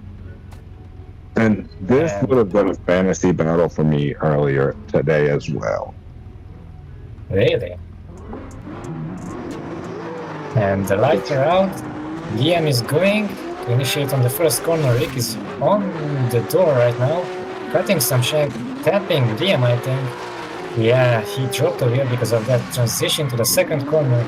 Rick is on the door of Liam right now, who is doing perfectly, transitioning to the third outside zone on the edge of the track. Liam is trying to catch some proximity, but he's doing some corrections to keep up with Liam's GR86 onto the touch and go and to the last corner. Liam is on a heater of a lead run, and Rick is just trying to catch some proximity. Liam has been the king of consistency throughout most of these rounds so far. And yeah, this is one of my fantasy battles that I was hoping would come about today, simply due to the fact that Rick has been on a tear when it comes time for him to be in the lead. And Liam has such a strong chase that no matter who you put him against, he's going to put it on the door and he's going to be there the whole way. So I just wanted to see him do it.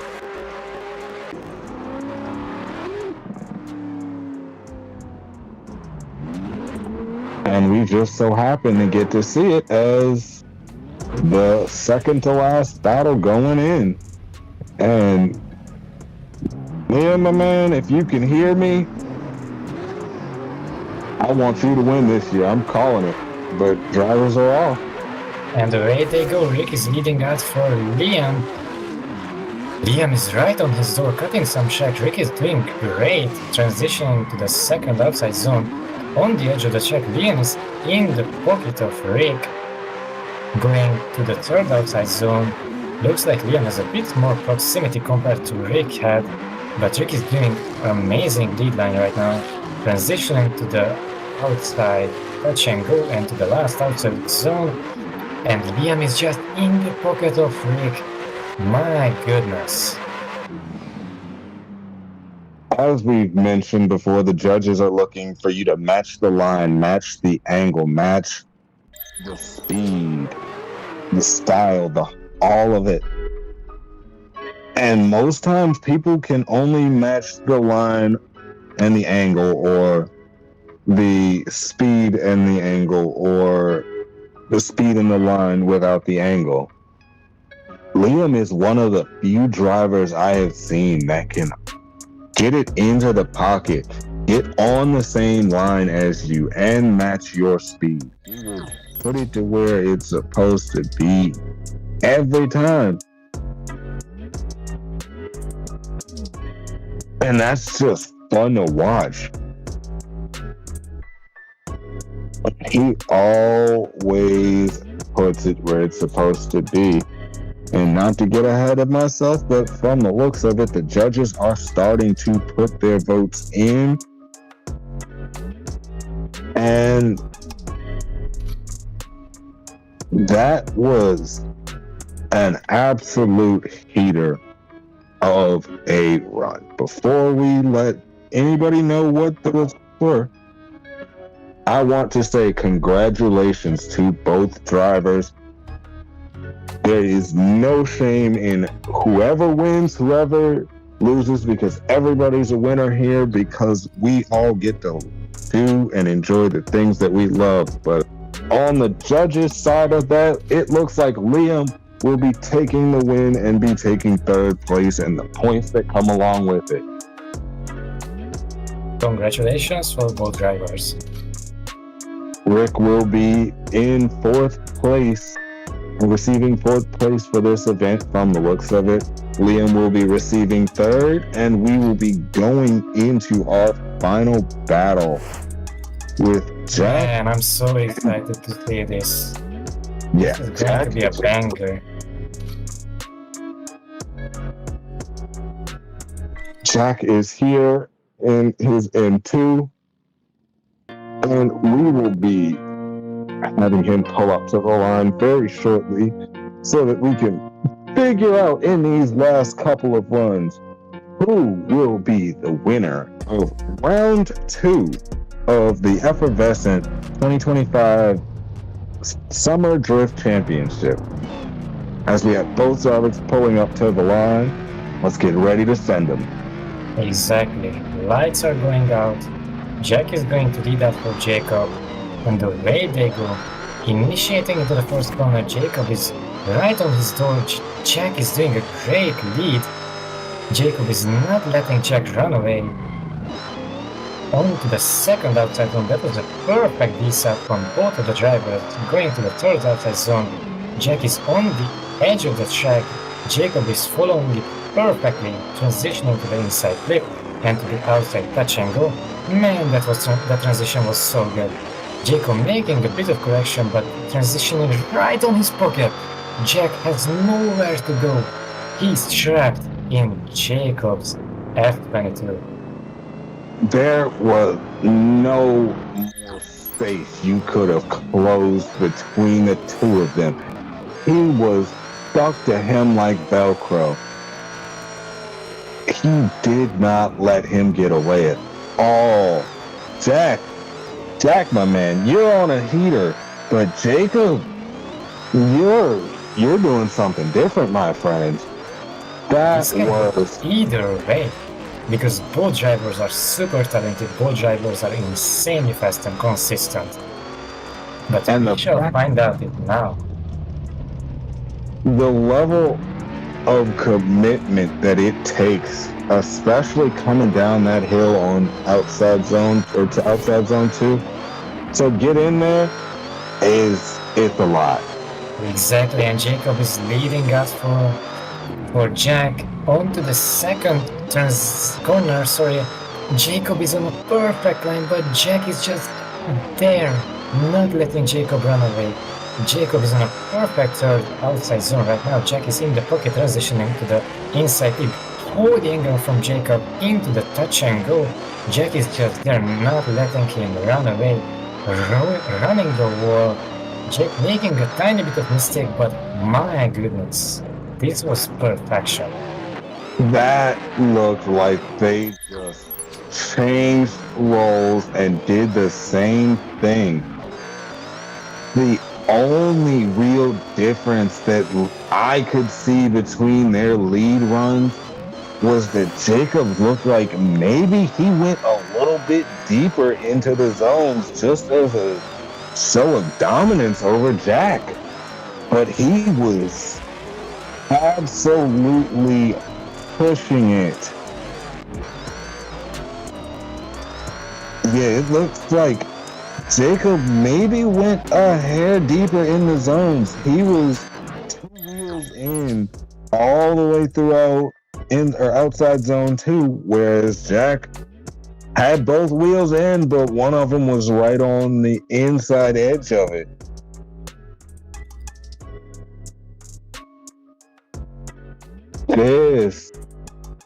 This is gonna be a tough battle for the judges to call because it could go either way. Both drivers set it and forget it into the outside zone 1. Both drivers coming around in the outer 2. Exactly the same. You could overlay the 2 drivers going through the zones and they would be identical. This is the next level driving that we have been looking for, the next level driving that everybody enjoys to see. Just perfection throughout that whole run. That was an amazing performance from both of our drivers.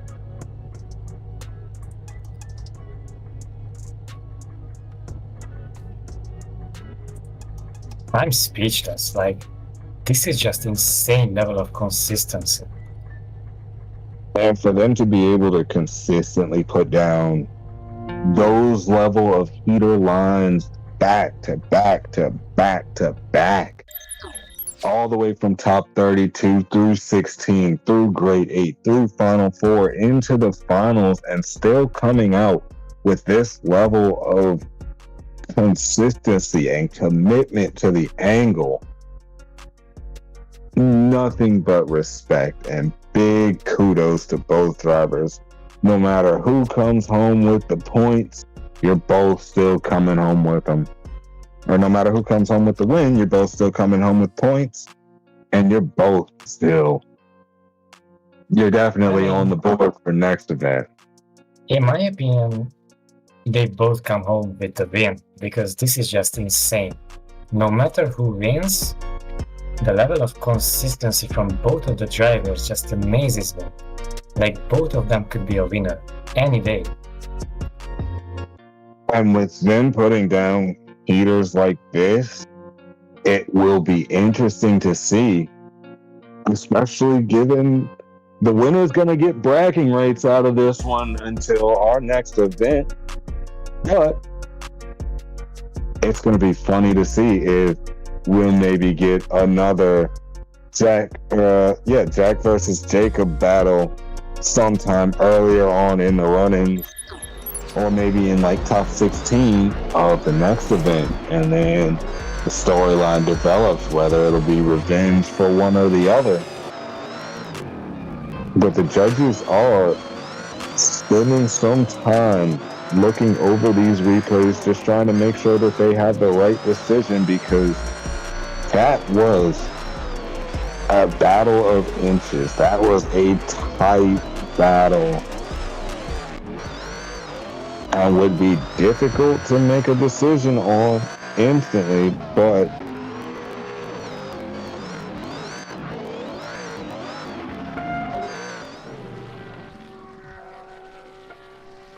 it looks like the judges may have a decision. Yes, and it's a split decision, I think. Does not look like everybody is in agreement fully, but it looks like we have a decision, so we're gonna get we're probably going to get the drivers and get everybody in the loop on. But looks like we do have a winner. Why are you gay? Or don't we? That's good.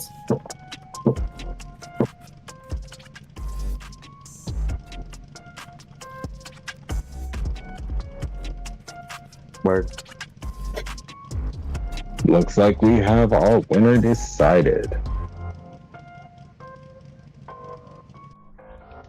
So we're gonna have, if I'm not mistaken, let me check here. The judges are gonna submit their answers. Hope you guys are enjoying the event so far. The battle was It's been a insane. heater. It's been fun for sure. Very fun indeed. It was good until I forgot to change my camera. Alright, so for the second round here, we're gonna have, getting the bracket, Liam in third, Jack is gonna take second, Jacob taking first place. GG boys. Congratulations. GG's. And we're gonna see you the 2nd of August for round 3. I hope you guys are ready for that. It's gonna be Plock Stadium, so pretty tight track as well. But you know what? I'm here to do my best, and